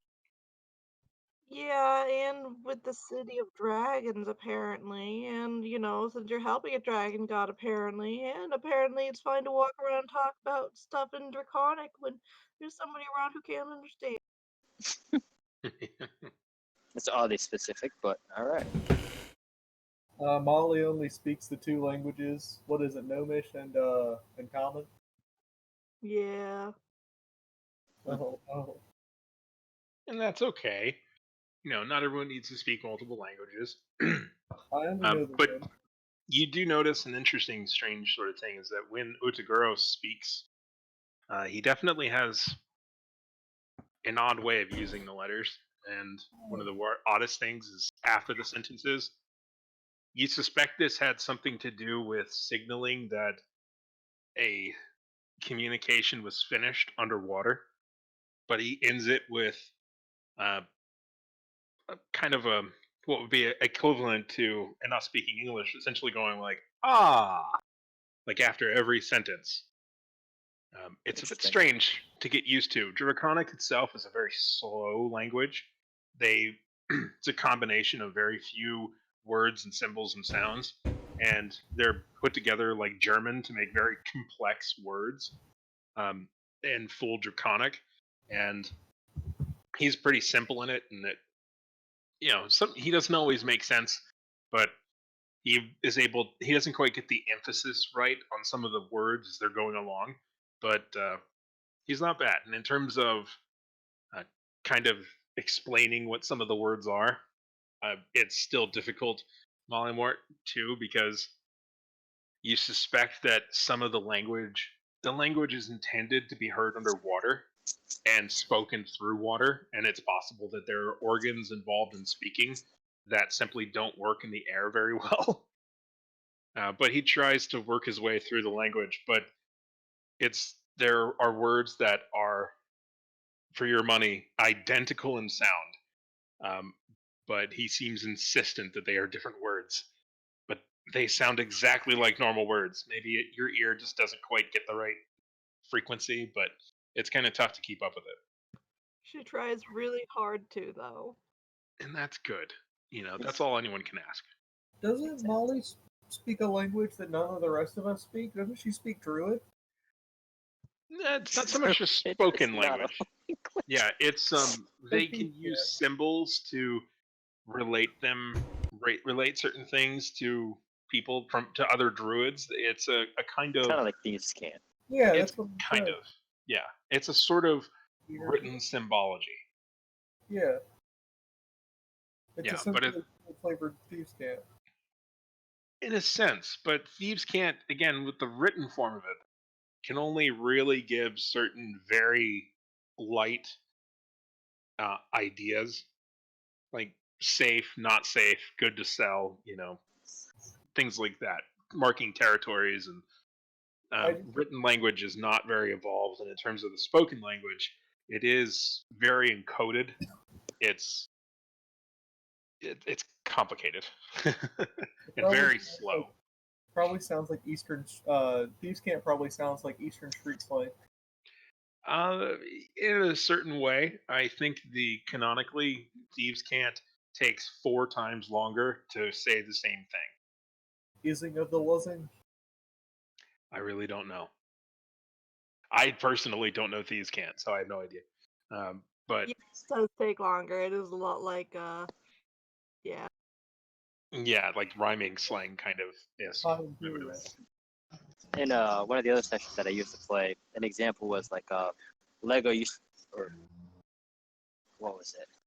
Legos? Lego wears yellow on Wednesday, and that was a way of introducing yourself to one of the other people, and depending on what color, depended on what rank you were. So if I said Lego wears red on Wednesdays, then that could mean that I was of a lower rank, and depending on what day you say too, it's kind of like just like that.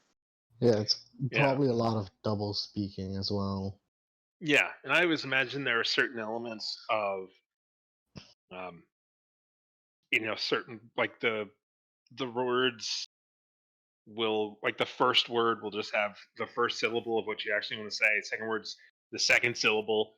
Encoded sort of language where if you're listening to it, it just doesn't make any sense. Yeah. I can hope Wizards of the Coast or somebody will actually come up with the Thieves Can't. I know. I made Draconic. They can make Thieves Can't. Ain't no big. Yeah. But anyway, so, okay, to be fair, I didn't make all of Draconic, but I got the gist. Anyway, so you all are certainly able to finish yourself a nice meal. All right. It's Off getting to our into, early evening after it cooks and settles and you all talk a little bit. And in fact, at a certain point, Utaguro gives a story himself. He relays it in a combination of Draconic and fish language. It's very difficult to understand, and you think even if you understood it, you wouldn't really understand it. You know what I mean? Yeah. But he tries, and he's cracking up about it. He thinks it's hilarious. But most of the words that come through have to do with like blood, and then something, and then something else, and then something about rocks, and then it just doesn't make any sense. But he says something. Hopefully, not about his. I laugh when he laughs. Oh, and he loves that. He loves that. Gives you big, hard slaps on the back. But yeah, you're able to enjoy it. As I said, it's about late, kind of mid to late evening, so to speak. Not really night, but it's getting in that neighborhood. This time of year, it's about sunset, you suspect, outside. So, do you guys want to bed in, or do you want to, take the walk? Take the walk and. I think we should get going. Yeah. Yeah, I say we take a walk. Although trial won't probably take till morning, but the sooner the better. I don't know. You guys could take the night, get a long rest in, and then go. Want to be at your best for your execution. I mean, trial. Oh no, that's what I'm calling it too. Don't worry. Yeah, like the first time Fion was like 99% sure they were just going to be executed. Now it's only about Now 85%. I'm 100%. Oromis has gone up. Fiona's gone down. It remains. How do you There's feel apps about it, Molly Mort? What was that? How do you feel about it? Oromis seems 100% convinced we're all gonna die, or you're all gonna die. Fion's only Well, not all of 95% us. Just me. convinced. Just him? Okay. Just because I You can feeling- at least try and talk their way out of, or talk Fion's innocence through it. Mm-hmm. Lee's on a beach somewhere thinking, "Oh man, I really wish the group was here. They would handle this so much better." Meanwhile, Yeah. So you all We're are off going to our to destinies. head up to Hope again. Yeah. Okay. As you step out from the cabin, you can see a good distance. The cabin itself is built a bit back from the beach of this lake. Perhaps for flooding, but perhaps just get a good view around the wood line, and it faces towards the lake. And as you open the door, you can see on the beach, and then there are two individuals with your dark vision. You can see one is wearing an eye patch, and the other is in the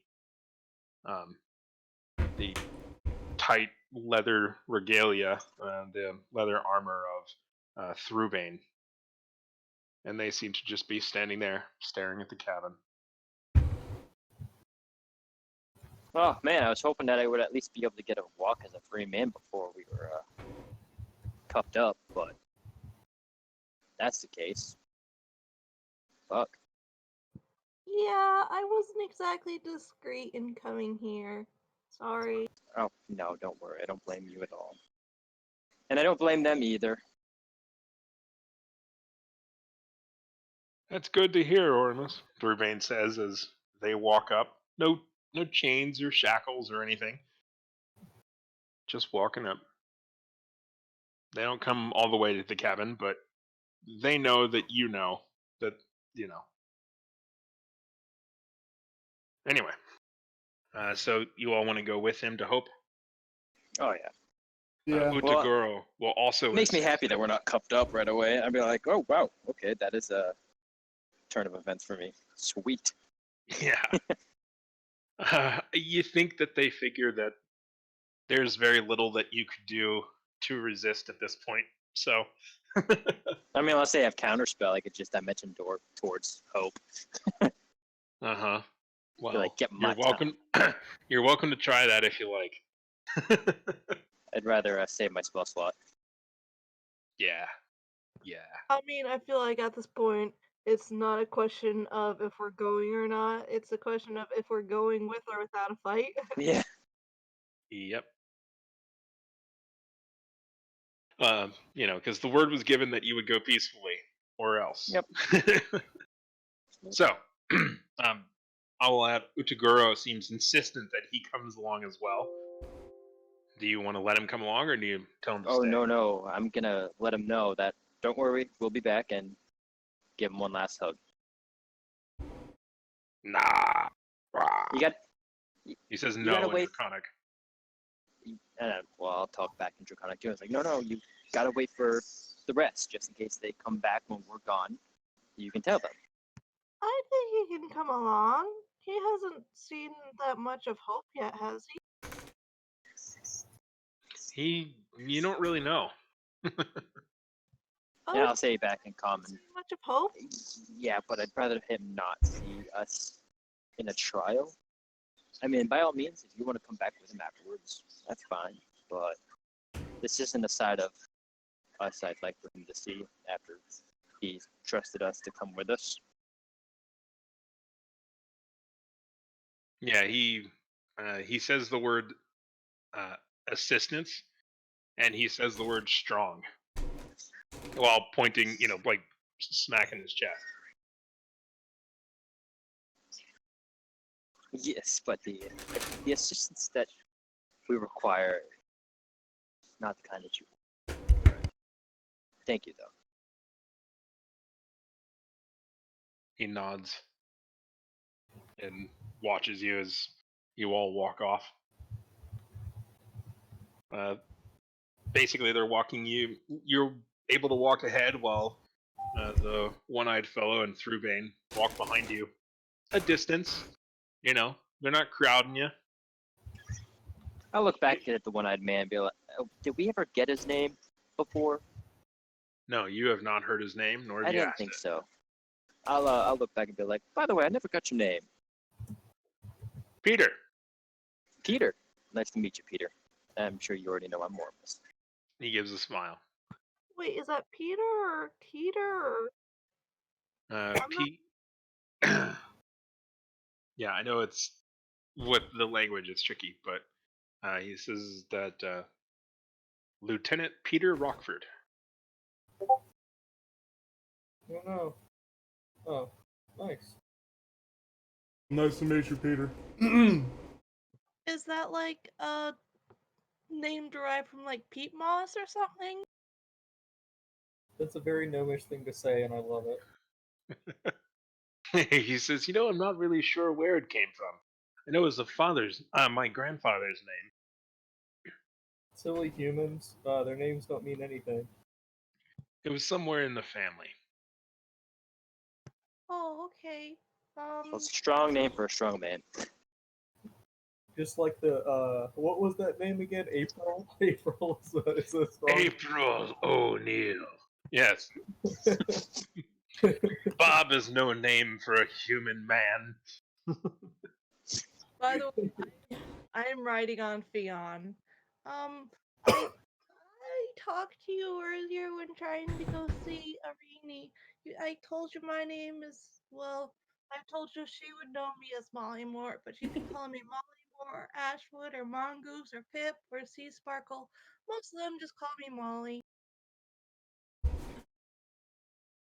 Okay then, Molly.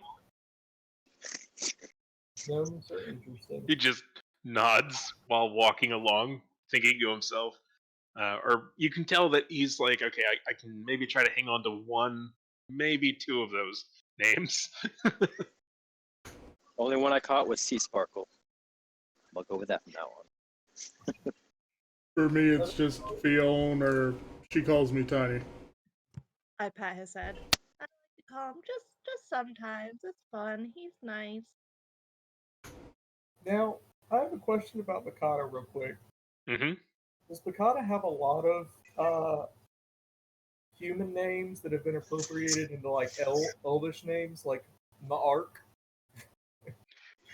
Well, there are. See, that's the tricky part. Is there's strange combinations. Is there are a lot of the human, dwarvish, and elvish and gnomish cultures have been mixing for so long, for many thousands of years, um, and they've been interliving with each other for so long that a lot of their names have mixed in. A lot of the words are mixed in, and on top of that, too, there's like common in many ways bears very few similarities with Dwarven and Elvish, but it is very similar to Draconic in some ways. It's almost that Draconic is its sort of root language, Interesting. and a lot of the written languages have some combination or affliction, or rather some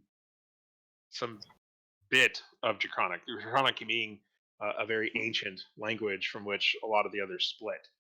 And in fact, of course, the old languages, the old times, there were the original ancient kingdoms that were essentially created by Tiamat to rule over everyone else. The first slave empires, they wrote and spoke Draconic all the time.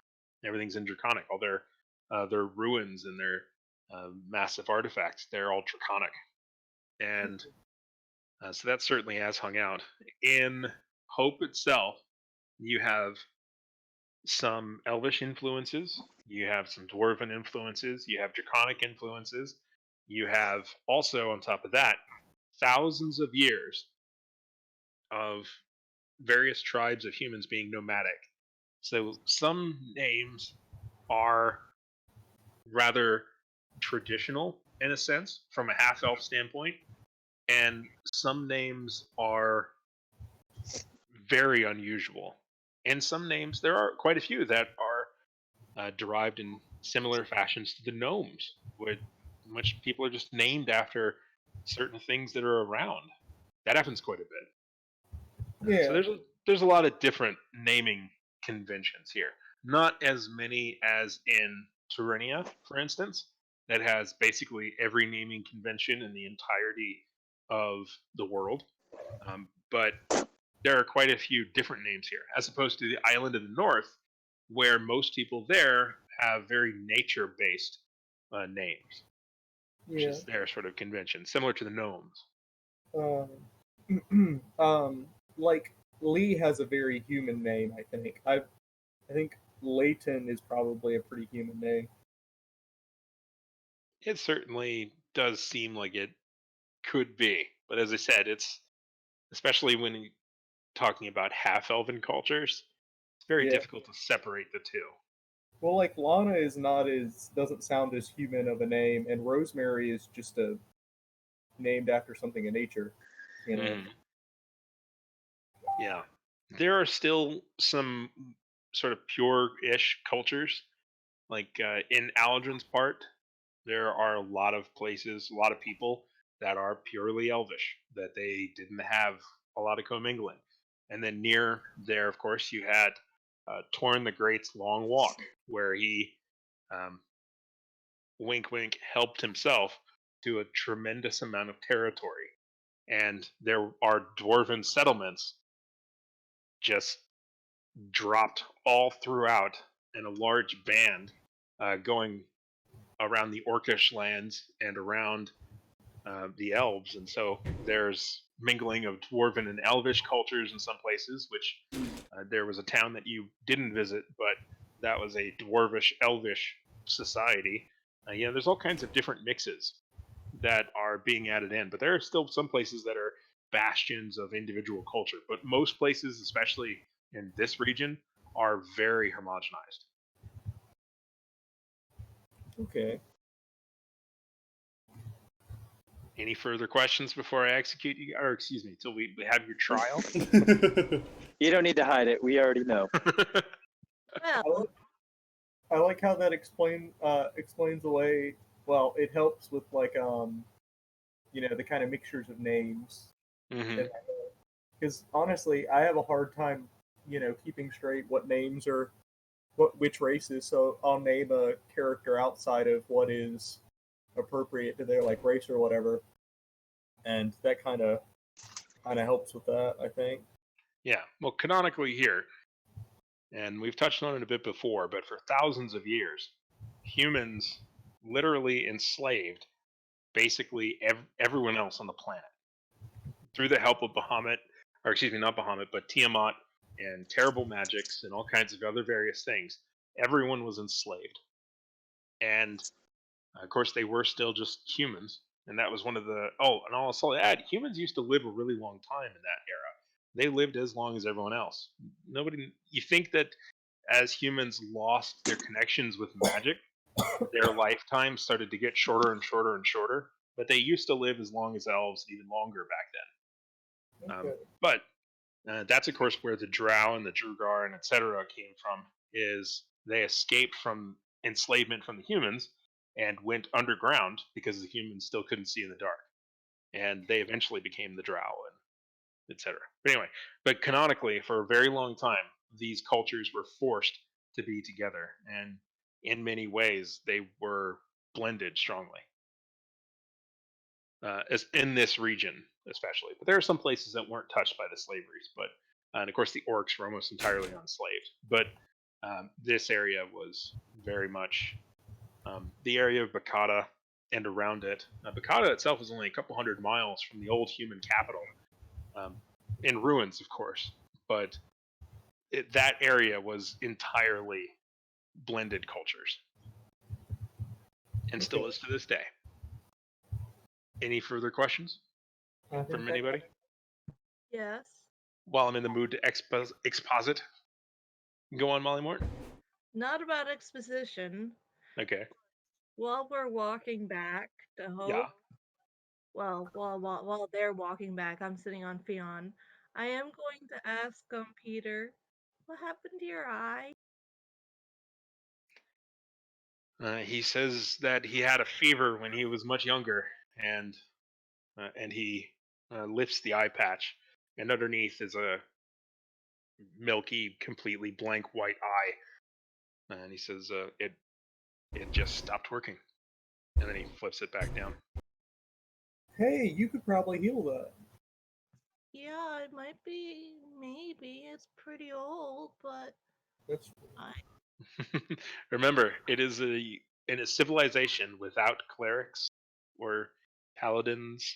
They don't have any healers. Yep, I know. isn't there there's a spell specifically that cures blindness? Isn't it lesser restoration? I was wondering about. Well, I'm not sure if I have lesser restoration, but I was going to offer greater restoration. Well, yeah, we have. Well, some parts of the world, especially where, well, not so much where I'm from. But I'm good here. I'm good at magic. I might be able to help with that. You can see he's a bit suspicious, and he says, "It doesn't hurt. It's okay. I'm pretty used to it." But don't you want to be Just reach over and touch it. Do it. Say that again, Molly Moore. I didn't hear you. Sorry. don't you want to be able to see with both eyes? It's worth a shot at least. He I says, could do it today anyways. I don't have the stuff ready. But if you give me, well, I guess we're gonna have to probably wait a while before taking care of all the stuff with these guys. And I draw my hands on Fion's head a little bit. See, this is why you can't always prepare fireball. You have to keep greater restoration prepared. Have to Ro- prepare fireball. Fireball comes from the stick of staff of fire. roll a persuasion check.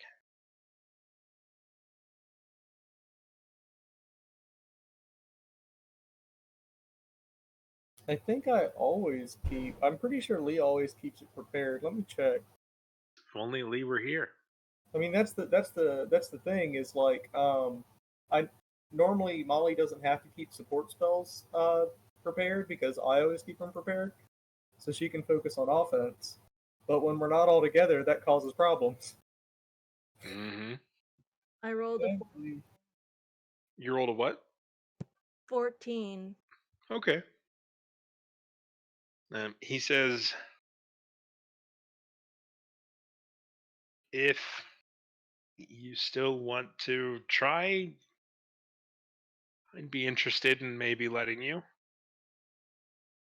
later. But you understand, Yes, I do. I've got a job to do first. I mean,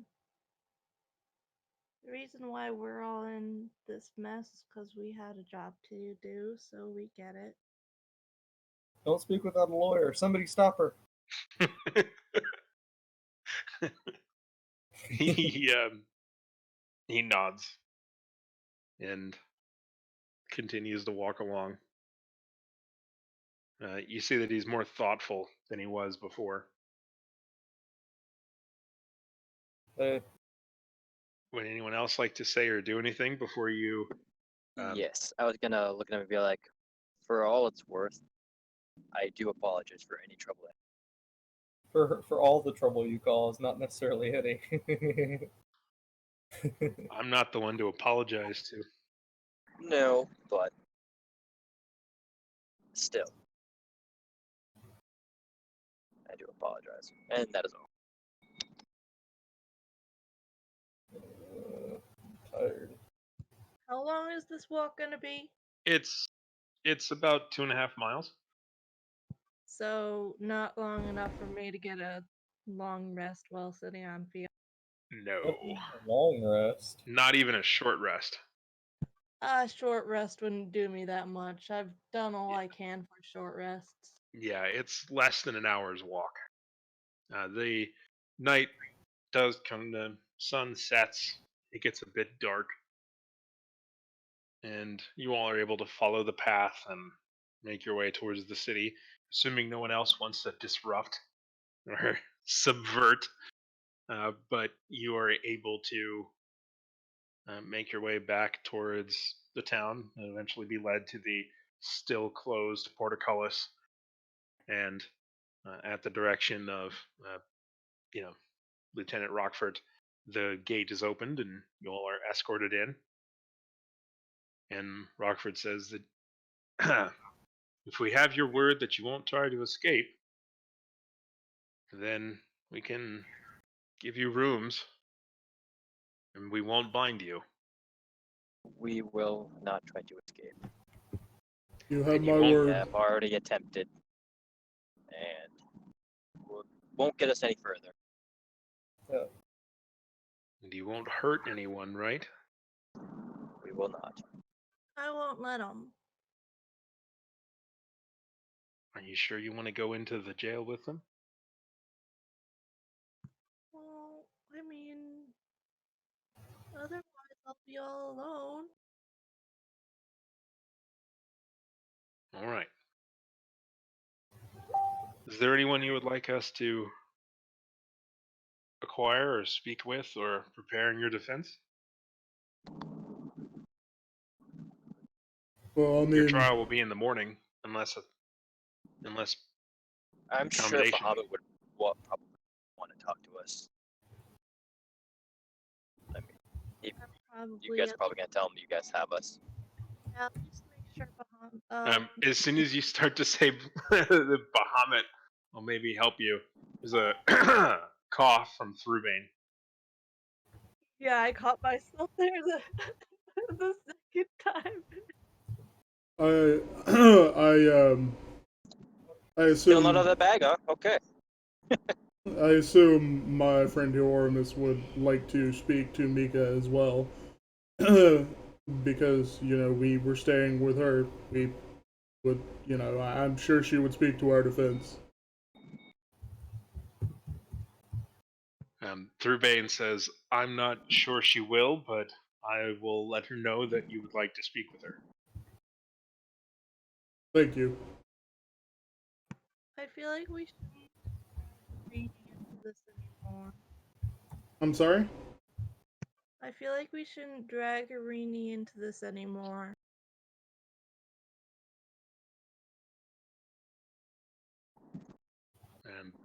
I mean, they don't seem to be dragging her into it, but Yeah, no, I haven't even mentioned her. yeah, they say if there's, or rather, Rockford said is if there's no other provisions or there's no one else to call for the trial and no other delays, then you'll be put away, and we'll see you in the morning. And he You guys have a good night. motions. Yeah, he motions for the guards to escort you in, and you're taken to. You imagine that this is some sort of maybe a backup barracks room. It's got several bunk beds. It's much nicer appointments than what were in the cells before. And there doesn't seem to be a proper lock on the door. In fact, it locks from the inside. But the guards wait outside, and this is presumably where you'll be put for the night. Am I with Fion? Yeah, Or are we all of separate? you are together. And there's more than enough room. It looks like this room can hold about 12 guards, but it seems to be entirely unused. But it does have bunk beds, and it seems like they've put in 2 sets of sheets and blankets, and another is brought when they see that Mollymort is also coming in. I don't know if I want to do this, but I'm gonna make a joke. I'm gonna look at Fion and very, very, very, very quietly, under my breath, be like, "Okay, now how do we escape?" You are gonna get us all killed. Just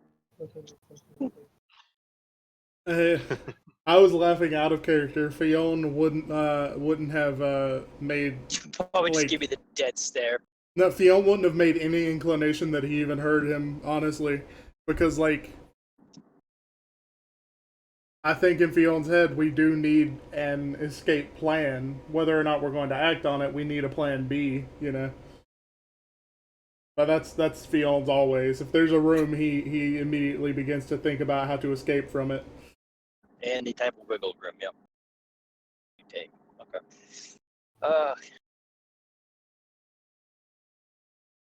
I So- need a rest. All right. So y'all settle in for a rest? Yes. Yeah. Okay. Aladrin, still, you're after a good couple hours of swimming, you're able to catch up to the shapes, and you can see another. They seem to be on roughly the same kind of pattern of ships crossing over each other over time and patrolling around as they are guarding the outer barriers of the area that they are considering safe for their fleet. Okay. You can see their fleet is spread out a lot more than it was before, several miles across, like horizon to horizon, just about. From where I am, can I see a ship that looks more important than the others? There are some ships that do seem to be bigger. They're Mm. certainly more important than some of the really small patrol craft that you've Yeah. gotten on. But yeah, I will head for that one. okay. You can start heading for that one. You're able to easily time getting past these other ships as they're patrolling around, and you're able to swim and swim and swim. And it takes several more hours of getting past all of this. In total, you've basically just been swimming for probably 6 hours or so. You're starting to get pretty tired. You don't think you got a lot more hours of swimming in you, but you're able to get close enough, and you're able to see that these ships, they don't seem to be where before they were in kind of a straight line. Now they're much wider, and for whatever reason, they seem to have put themselves in that kind of a position. But yeah, you're able to catch up to it in short order. I'm gonna do the same process of tying myself to the rudder so that I can rest for a little bit, because like you said, I've been swimming for 6 hours. Yeah.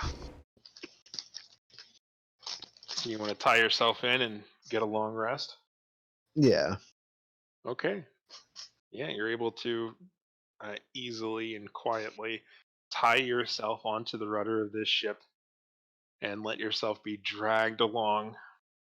And you can actually kind of taste as the ships leave the muddy sea and move out into the open ocean, and the water gets more clear, but almost like a different, goes from like a greenish hue to a more bluish brownish hue, and there's a bit more salt, and it's much colder, much colder as it continues on. And then of course night comes. Do you stay under the ship all night? Once I have gotten my long rest, I'm going to climb aboard this hopefully command vessel. Oh, it's definitely not the command vessel. Well, Probably a cargo ship. they'd have some information, hopefully. Yeah. So you're climbing aboard? Yeah. All right. It's well into, let's see, even in terms of getting in an early, slightly earlier short rest, it is still, let's see, I'm trying to think, because you can't take 2 short rests in 24 hours. You woke up on the other one, you started attacking, spent maybe half an hour to an hour there, and you swam for 6 hours. You basically would have to do, it would be past night before you could get the full benefits of a long rest again, because you're just, you could just lay there, but you don't really feel fully rejuvenated. Yeah. But you can go up in the middle of the night if you want, but you technically wouldn't have completed a long rest. I'll wait until I feel fully rejuvenated. Okay, it'll be the next morning, basically. Okay, yeah, that's fine. Okay. And then head up there. All right. You slowly start crawling up. I'm assuming on the very aft of the ship, the very back, or do you want to go up the sides? I'll go with the back. Okay. Are you trying to be careful and quiet, or are you using your axe and just going up? Um, Clunk, I'll be clunk, clunk. quiet. I'll be as quiet as possible. Okay, roll. Let's see. Trying to think how to put this. Roll either. Roll a stealth and an Mhm. athletics. I'm just Okay. curious to see where they land. The stealth is a 7. The Okay. athletics is a 21. You definitely get to the top, but if you want to stop and drop, I'll allow it. But as you start to climb, this thing, you don't really have much to hang on to. Mm. You can kind of clunk your way along, even as quietly as you can. You still have to hit hard enough in to hold on to it. If Mm. anyone's paying attention, they'll hear it. Um, You could I'll maybe just try to find a quieter place to go up. I'll still climb up because whether or not they know I'm there doesn't really make a huge difference to the end outcome. Okay. You climb your way up on top of the ship. You get to the very edge of it, and you peek over. You can see there's a couple of individuals on the main deck. This ship is much more where before the ones that you were fighting were sort of a two deck. This one is almost like a tiered deck where you're Mm. on the very top of sort of a command deck, and then there's another deck below it, upon which one sail is, and then there's another deck below it with two more sails. That's a very wide ship. Mm. Definitely with a lot of cargo, much nicer, much bigger, a bit slower, than, especially much slower than the ones that you were on before. But you can Yeah. see quite a few individuals up here. They seem to be looking around, and you can see there's one with a spyglass who is like feet away from you, and is apparently because he's looking with a spyglass towards the back, doesn't see that you're like right in front of him, and it seems like they are looking in all directions. They are on watch, but he does not see you, and he did not hear you. Amazingly. I'm just going to lift myself onto the deck. Mm. You want to do that quietly, Just or just do it? wonder, I'll what just did he roll? Huh? Just wondering, what did the guy with the spyglass roll, or did you not roll for him? I rolled for him. He rolled a 4. Oh my god. Yeah, he rolled because he's looking on things, and there's a lot of noise moving around anyway, and he's looking, and he rolled a 4 to hear him. Oh my god.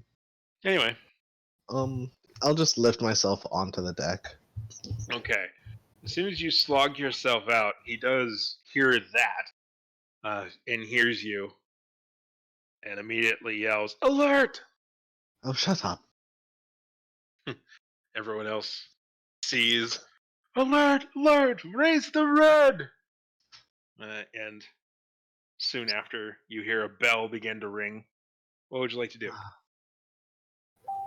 I'm just going to get down at eye level with this dwarf, the first one that noticed me, and say, do you happen to have plans of where you're going on this boat? He shakes his head. You can still hear commotion. You can hear boots stomping. You can hear a couple of splashes as presumably some individuals jump overboard.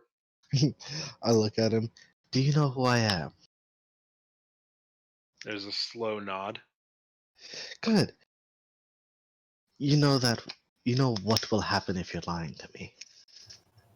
God, I love it. I was waiting for the, and do you know what comes next? There's a slow nod. Do you want what will happen next if you're lying to me to happen to you? Slowly shakes his head. All the while, there was a bell that was ringing, and you can still hear it resonating. They stopped the active ringing, but it's still ringing a bit. And there's Yeah. still commotions and Oh wait, you don't speak Dwarvish, do you? Nope. Okay, but anyway, go on. Yeah, you hear some yelling in Dwarvish.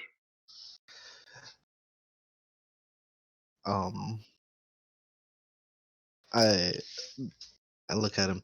Final question. Will you give me the information that I want? Willingly. What do you want? Where are you going? Where's the fleet going? Humans. Figured as much. Thank you.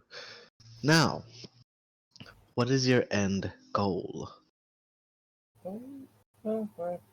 Kill humans. Anyone else? Anyone who stop us. Now, you do understand. I'm going to be the one trying to stop you. And so, you can try to kill me, as several of your boats have tried before and failed. And I will give you the opportunity for me to not kill you. All you have to do is to work with me. Oh man. He's just looking at you. Do we have a deal? I have He slowly shakes his head. Okay. Roll a perception check. That is a 7. Okay. I look at him again. Final option. Do you want to go overboard or meet the business end of my axe? You could see a big smile across his face, and he closes his eyes. Uh-oh. He's a zealot. That's weird. Haven't they all basically been? all of the soldiers have been zealots, but this is the first like non-soldier that I've encountered that's been a zealot. That's not true at all. Remember what happened with the first sailor crew that you got? You pissed them off, and they would rather jump overboard than work with you. Yeah, but they were like, yeah, they didn't want to die, which is completely understandable. But I will, seeing as how he is seeming to welcome death, I'm just gonna push him over the side. Okay. Make an athletics check to kind of hurl him over the side. That is a 14. Okay. Make a dexterity saving throw. That is a. What is my dex save? That is just a 16. Okay.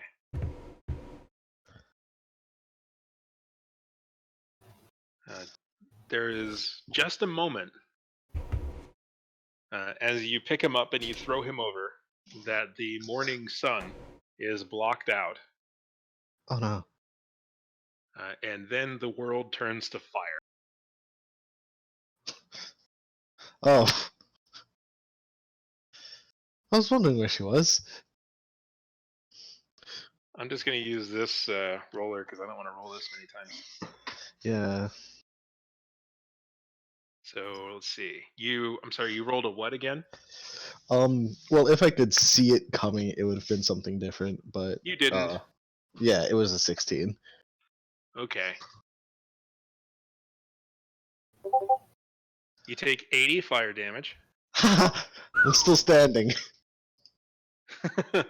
As the entire ship is just explodes and just is incinerated instantly all around you. The person that you were throwing overboard just gone. gone. Everything's gone. As again, the world turns to fire as a 90-foot cone of flame erupts around you, and you can hear the loud rushing and roaring of the beating wings of a massive dragon soaring over top of you. I'm going to use this to jump back into the water. Okay, go ahead and jump back into the water. It is not a difficult process. In fact, some would argue that you're going into the water whether you like it or not. Yeah. But yeah, you are able to jump into the water immediately. What would you like to do? I'm going to. Do I have a very loose idea of where we are? Yes, in a Okay. sense, because you could feel the difference in the water as you left the muddy sea, and you can tell from the sun and the direction of the sun, because it's a little bit after sunrise, Yeah. that you have a rough idea of where you are. You know that they're in the main ocean, and that all they got to do is sail north for a couple of weeks, and they'll eventually get to Hope in terms of direction. Or it's basically that if you go north or if you go west, it's hundreds to thousands of miles of water. But if you go east or if you go south, it's at most 100 miles to water. I'm gonna. If that's the information you're looking for. Yeah. I'm gonna start. I'm gonna dive for a good 100 feet underwater Okay. before swimming east. Swimming east, that's probably for the best. That is the most likely place where the land is the closest. Yeah. So, in swimming east, you just want to go east? Yeah. How far east? How long east do you want to go? Until I hit land. Okay. It'll take you a little while, not gonna lie. Yeah. Yeah, but we can come back to that. How you doing hit point wise? Just curious. 31. Not bad. Very nice. Not bad at all. But that was still the most damage I've ever taken in a single round. I know. And hey, whatever. That wasn't even the big one. I just figured that would be the most appropriate for her, considering she didn't exactly know where you were, but she was gonna blow the whole thing up anyway, just to be sure. Yeah. I like that she takes him as that much of a threat. Yeah, like that's what I was gonna say when we got the opportunity. Is like, it is so mind blowing that he's done enough damage that they pulled the Tiamat card. Like, Yeah. It's like, a kind of compliment, Yeah, exactly. I was wondering when Tiamat would show up, and that would be my. The second Tiamat showed up would be my cue to ixnay, like just leave. Yeah.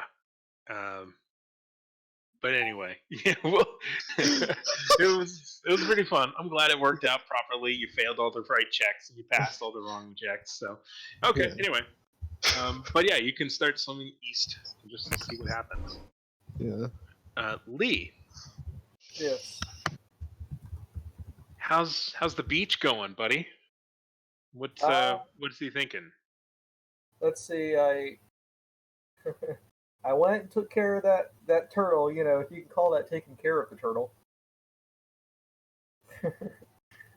Anyway, I'm back on land. We brought the boat back, and I think Lee's just gonna go for a swim now. Okay, just a nice, relaxing swim. Nope, he's training.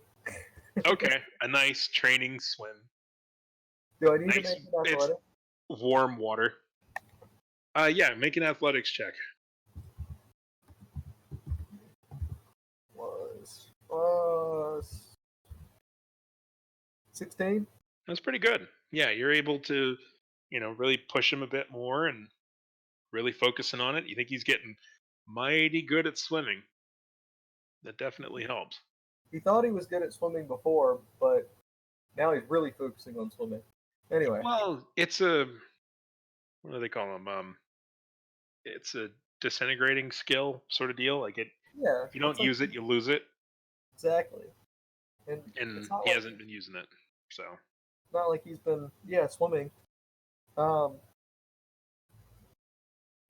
I guess what I'm gonna do is I'm gonna head back to the inn. hmm And what kind of type of day is it? Time of what day? time of day would you like it to be?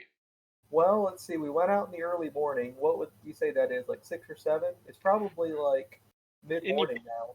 yeah, you probably got back. Probably took you about an hour to get there, and then not too long to actually do what you did, and then probably an hour and a half or so to walk back. And so, depending on how long you went for a swim, it could be around noonish, maybe a little after, maybe a little before. I think noon sounds good. Um, hmm I'll head back to the inn and settle up with my with the innkeeper. When you say settle up, like check out, or just Essentially, yeah, check out and pay him what I owe him. all right, you're able to pay him the various silvers that you owe him, How much because is I'm that? assuming you have the treasure. I have some money, a little bit, but If I recall correctly, it was something like 4 silver in total. oh, okay, total. Well, you've been paying your bill as you went along. I have. Well, I paid the first night, and I don't think I've paid since then, to be honest. It's only been like 3 nights, right? Okay, okay. Oh, so 8 silver. Okay. Yep, perfectly fine. I'm just. And as you're about to check out, he yeah, and he goes in the back a little bit, and he comes back out, and he's got a kind of a nice napkin wrapped up, a bit of a pouch. He says, "Here you go, saved him for you, special just for you." Thank you. It's the eyeballs, right? Oh yeah, Oh yeah, he's been saving them on every fish. nice. Mm-hmm. Can I get a jar for these? Yeah, for you, yeah. And he goes back, and he comes Here we out go. a jar. It's still got some olives in it, and some vinegar and such, and hands it to you. Beautiful, beautiful. I put them in. Nice. So you have a jar of pickled olives and eyeballs. Yeah, it's great. There you go. All right, I'm just Fish gonna. eyes, I'm gonna give him a gold for the 2 nights and the meals, rather. Mm-hmm. and I think that'll cover it. He's quite happy. Okay. Also, I don't like breaking change. That's fine. It'll just mean it'll disappear faster, I'm sure.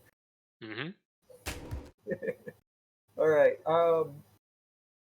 I'm gonna add. I'm gonna say. Do you know where I can find a ship passage across the White Sea to what was the name of the place again? So the place you're trying to go to, if I remember correctly, was hang on, I've got it written down. I think if it's the place I'm thinking of, it's the town of Tania. Town of Townia. Yeah, on the island of Elitos. It's about 600 miles east by southeast, and there's usually not ships going directly there, but you might be able to get ships to other major ports and then to smaller ports, or maybe smaller major ships or rather ships to larger ports and then get there. Basically, it's a really small kind of town. Okay. What was the name of the island again? I didn't quite catch it. The island of Elitos. Ellie. Elytos. Elytos. I don't care if I'm pronouncing it wrong. Elytos. Something like that. I mean, you made the island, so I think you can pronounce it any way you like. Yeah, now that I think about it, yeah, I did. So, whatever. Hell yeah. Yeah. Elitos. Yeah, I'll ask him where I can find passage across the White Sea. And he says that ships come in and from ports in the White Sea, and you can buy passage on them to go over. Um, It's kind of a small island. Not a lot of ships from there. He's shaking his head. He says, "You can get close." Hmm. Do you think if I could travel? I think I was told I could travel north, and there'd be a bigger port that maybe I could find passage on. How far away is that? How much? How what am I looking at travel wise? Yeah, if you go north a little bit more, there are larger cities. In terms of travel wise, like the next really major port is probably about 100 miles north, which isn't that far, relatively speaking. And from that one, you can get a lot more ships. And if you go further south, you can get a little bit more. But you're just in a tiny little village here. They usually just get the ships that are just kind of passing by. And most of the ships here are not deep water. This is a pretty deep sea. The White Sea is treacherous. And basically, you can go a little bit north, more large ports, or you can go a bit south, or you can go the land route, which is even further and slower. Um, yeah, there's not a lot of options to get to a lot of places from where you are. As I said, about if you go about 100 miles north and or a little bit south, a little bit further, or rather a little bit less than that south, then you can get to some ports that are more used. Okay. Would the one to the north or the south? Do you have any idea of their level of magic there? You know, if there's many wizards guilds, anything like that? Because some magic might be helpful for me right now. Yeah, you can see him thinking a little bit. Wizards guilds, wizards guilds. Um, mm, he says probably. Um,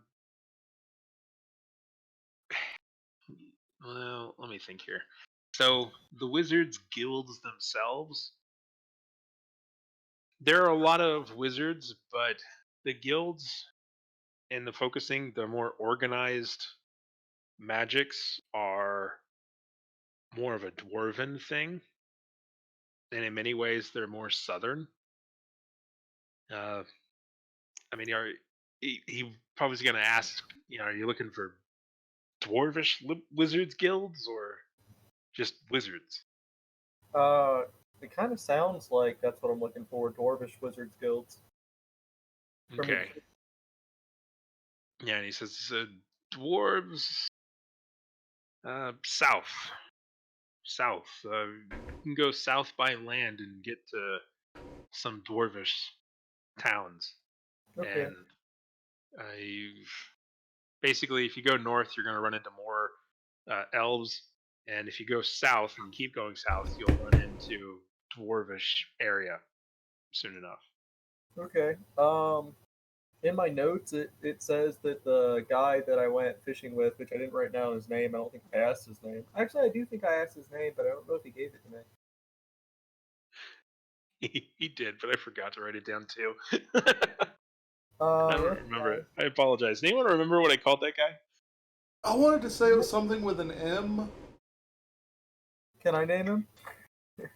Uh, we'll talk about it later. I'll make I a think it note was to look it up. Martin. Okay. I want to think say we it was meant to do Martin. that last week. Anyway. I forgot as well. Anyway. Um, yeah, I guess I was planning on going north because that was in my notes last week, but it looks like I might be going south. Well, north is to get to some of the larger ports. So the larger ports can take the larger ships, and the larger ships are the ones that can go through the deep water. And so you're more likely to find a ship. If you go south, you'll probably only find ships that are going to go close to the shore, which, odd as it is, will take longer than if you go further away from where you're going north, because you're trying to go sort of southeast. If you go north, you can get larger ships, and then they can travel straight across the water, and that will actually be less distance than going directly towards it, or rather, going directly towards it in the sense of going around the edge of the sea.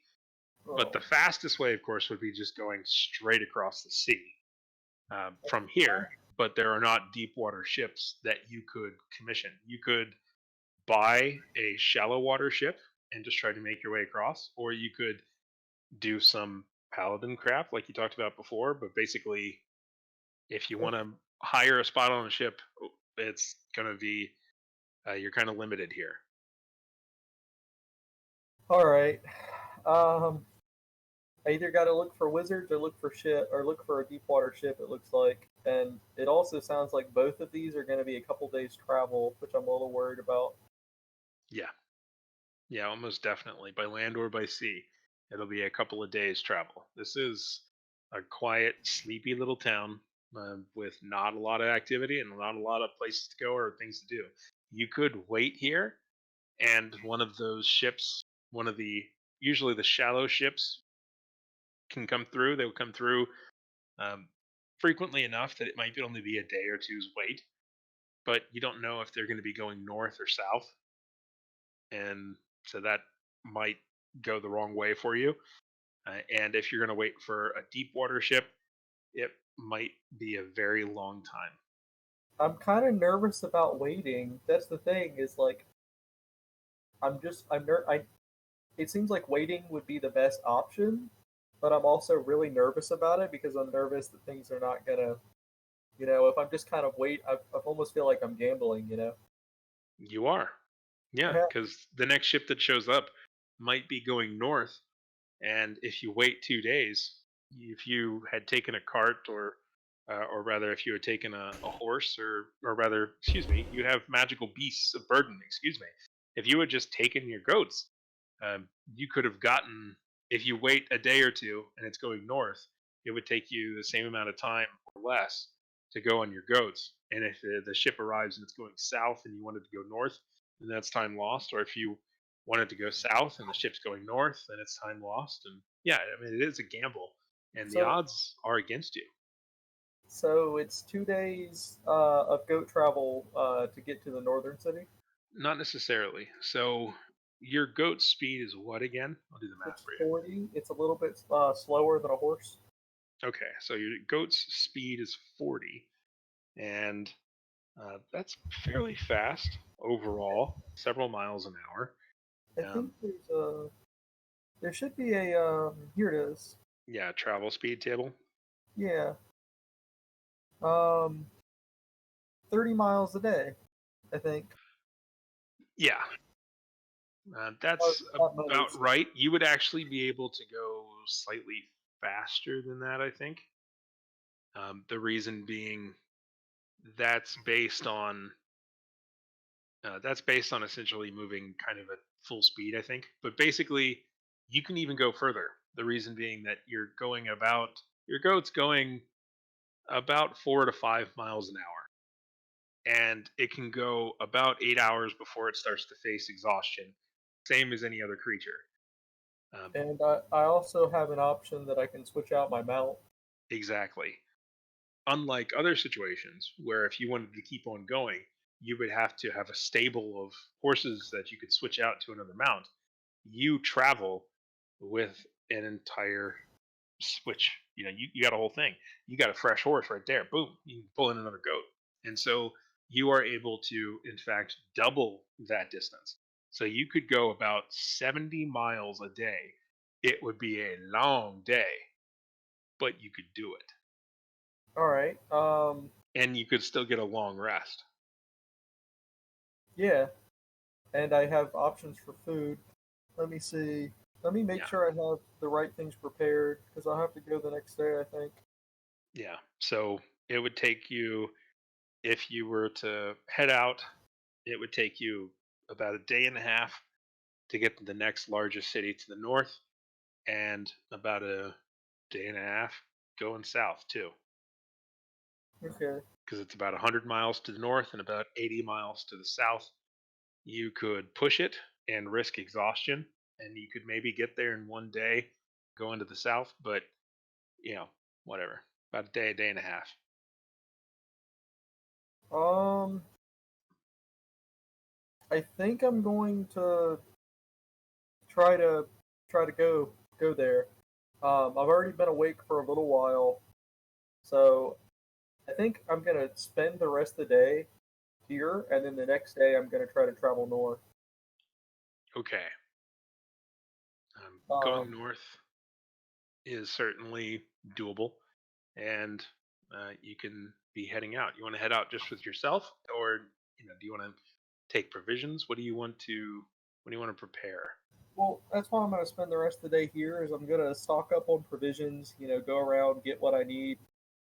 Um, basically restock up on rations and all that.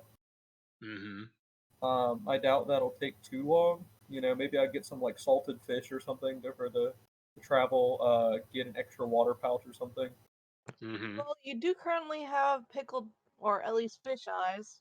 Yeah, I'm sure that's very nutritious. Yeah. I'll do that. Should I guess I'll go out to the market that I saw before and um you know I Mm-hmm. don't know. I guess do that. Acquire some pickled fish. Yeah, I don't know how much you want me to role play it. I'm not actually sure how much I should. If you want to roleplay it, you can. Otherwise, you can simply buy pickled fish. I think I'm just gonna go out, and talk to him and get the salt, the cured fish or whatever for travel. Well, Uh, yeah, yeah. You have the option of pickled fish for long-term storage and travel, or you have the option of essentially like salt cured fish, which is it doesn't last nearly as long, but it's easier to eat along the way. Neither of them are very tasty. I mean, that's fair. I actually just checked. I still have 7 days worth of rations. If they haven't gone bad, since I've had them for 2 years. Um, They haven't. okay, yeah, I'll Not just. necessarily. I mean, some of them.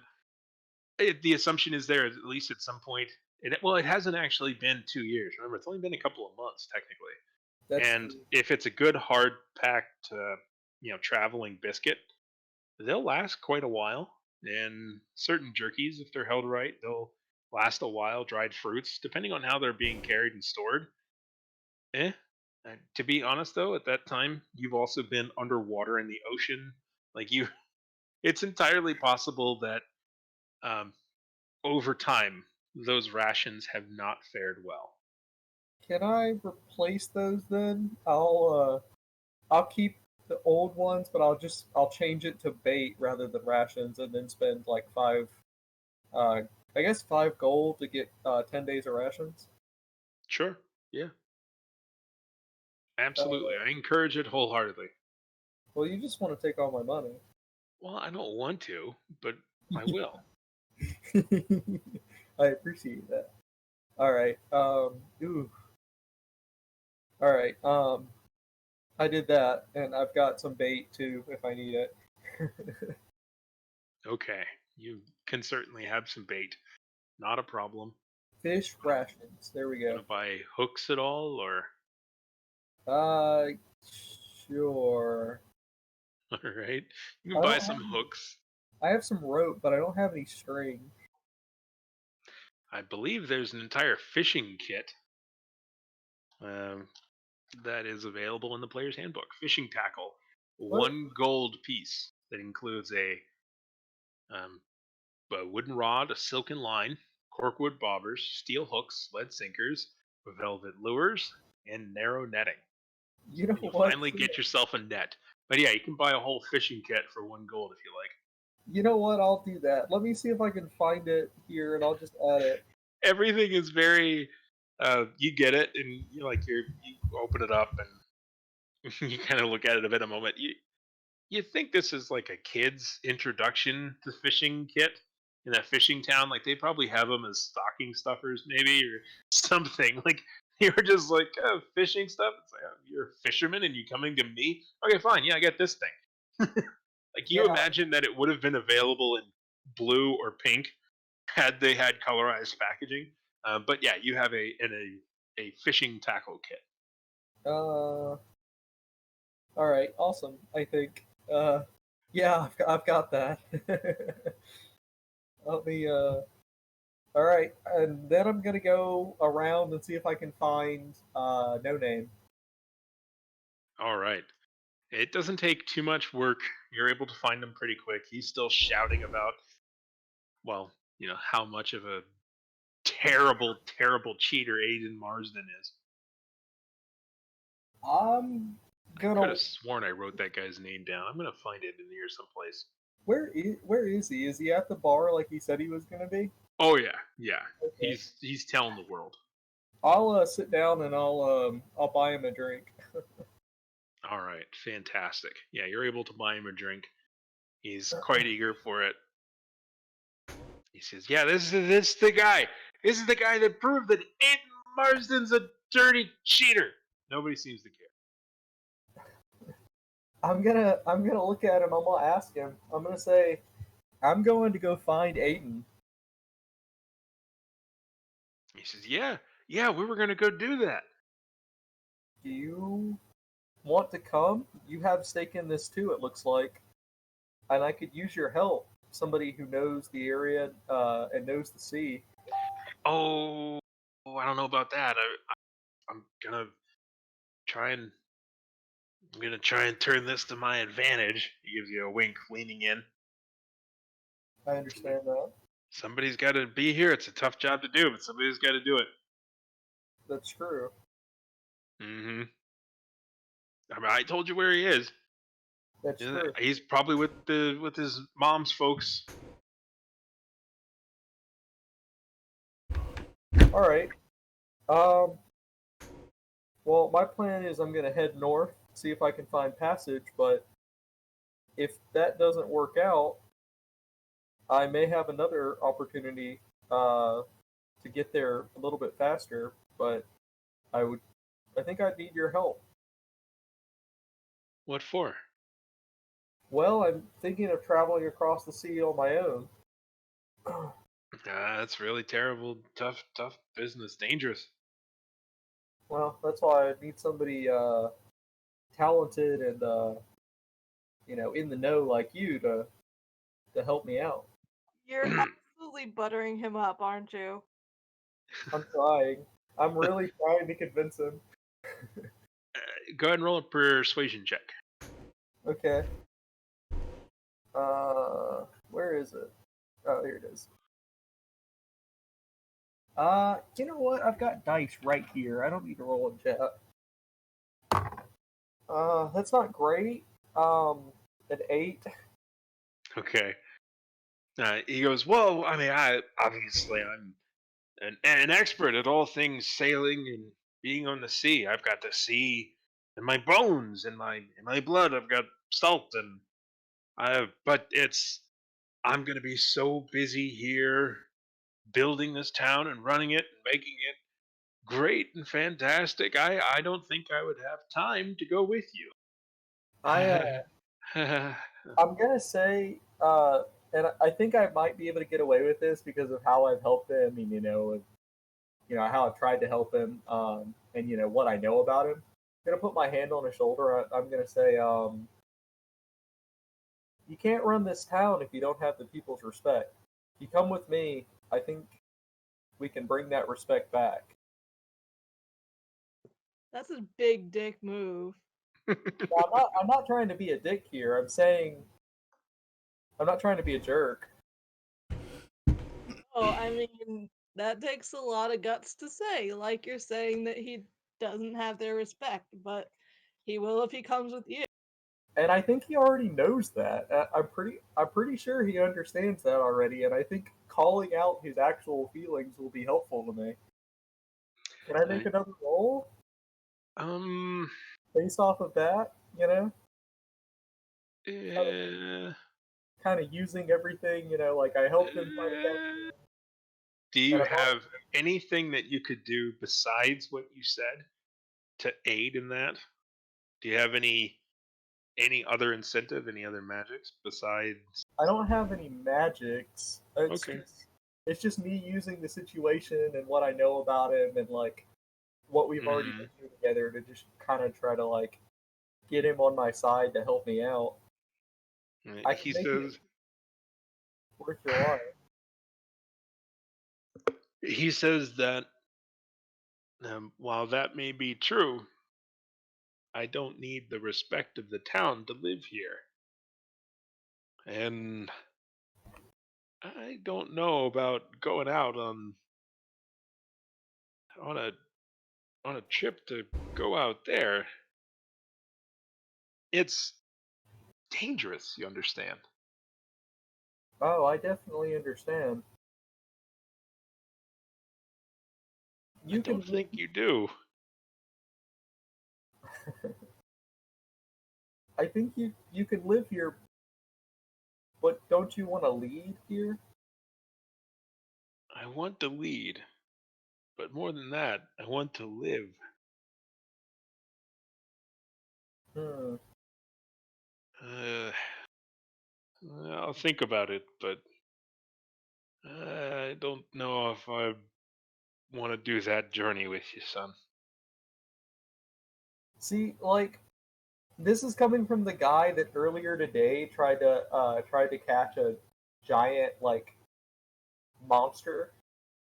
No, he tried to have you catch it. Yeah, but like I kind of thought Then was that gonna take credit for it. maybe he didn't have the. I don't know. I guess I kind of thought that. You know what? I'll even say I'll be like, earlier today when we went out to catch that, that thing. I thought I saw a man that was fearless.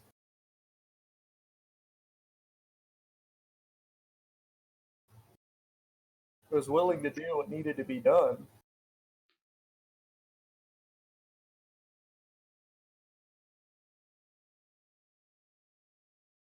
Is that the end of the? Is that the end of your I sentence? suppose so. Yeah. I guess I'll say that, and I'll get up and I'll guess starting to walk out. Okay, and you let him wallow in that. I'll wallow in it a little bit. Yeah. All right.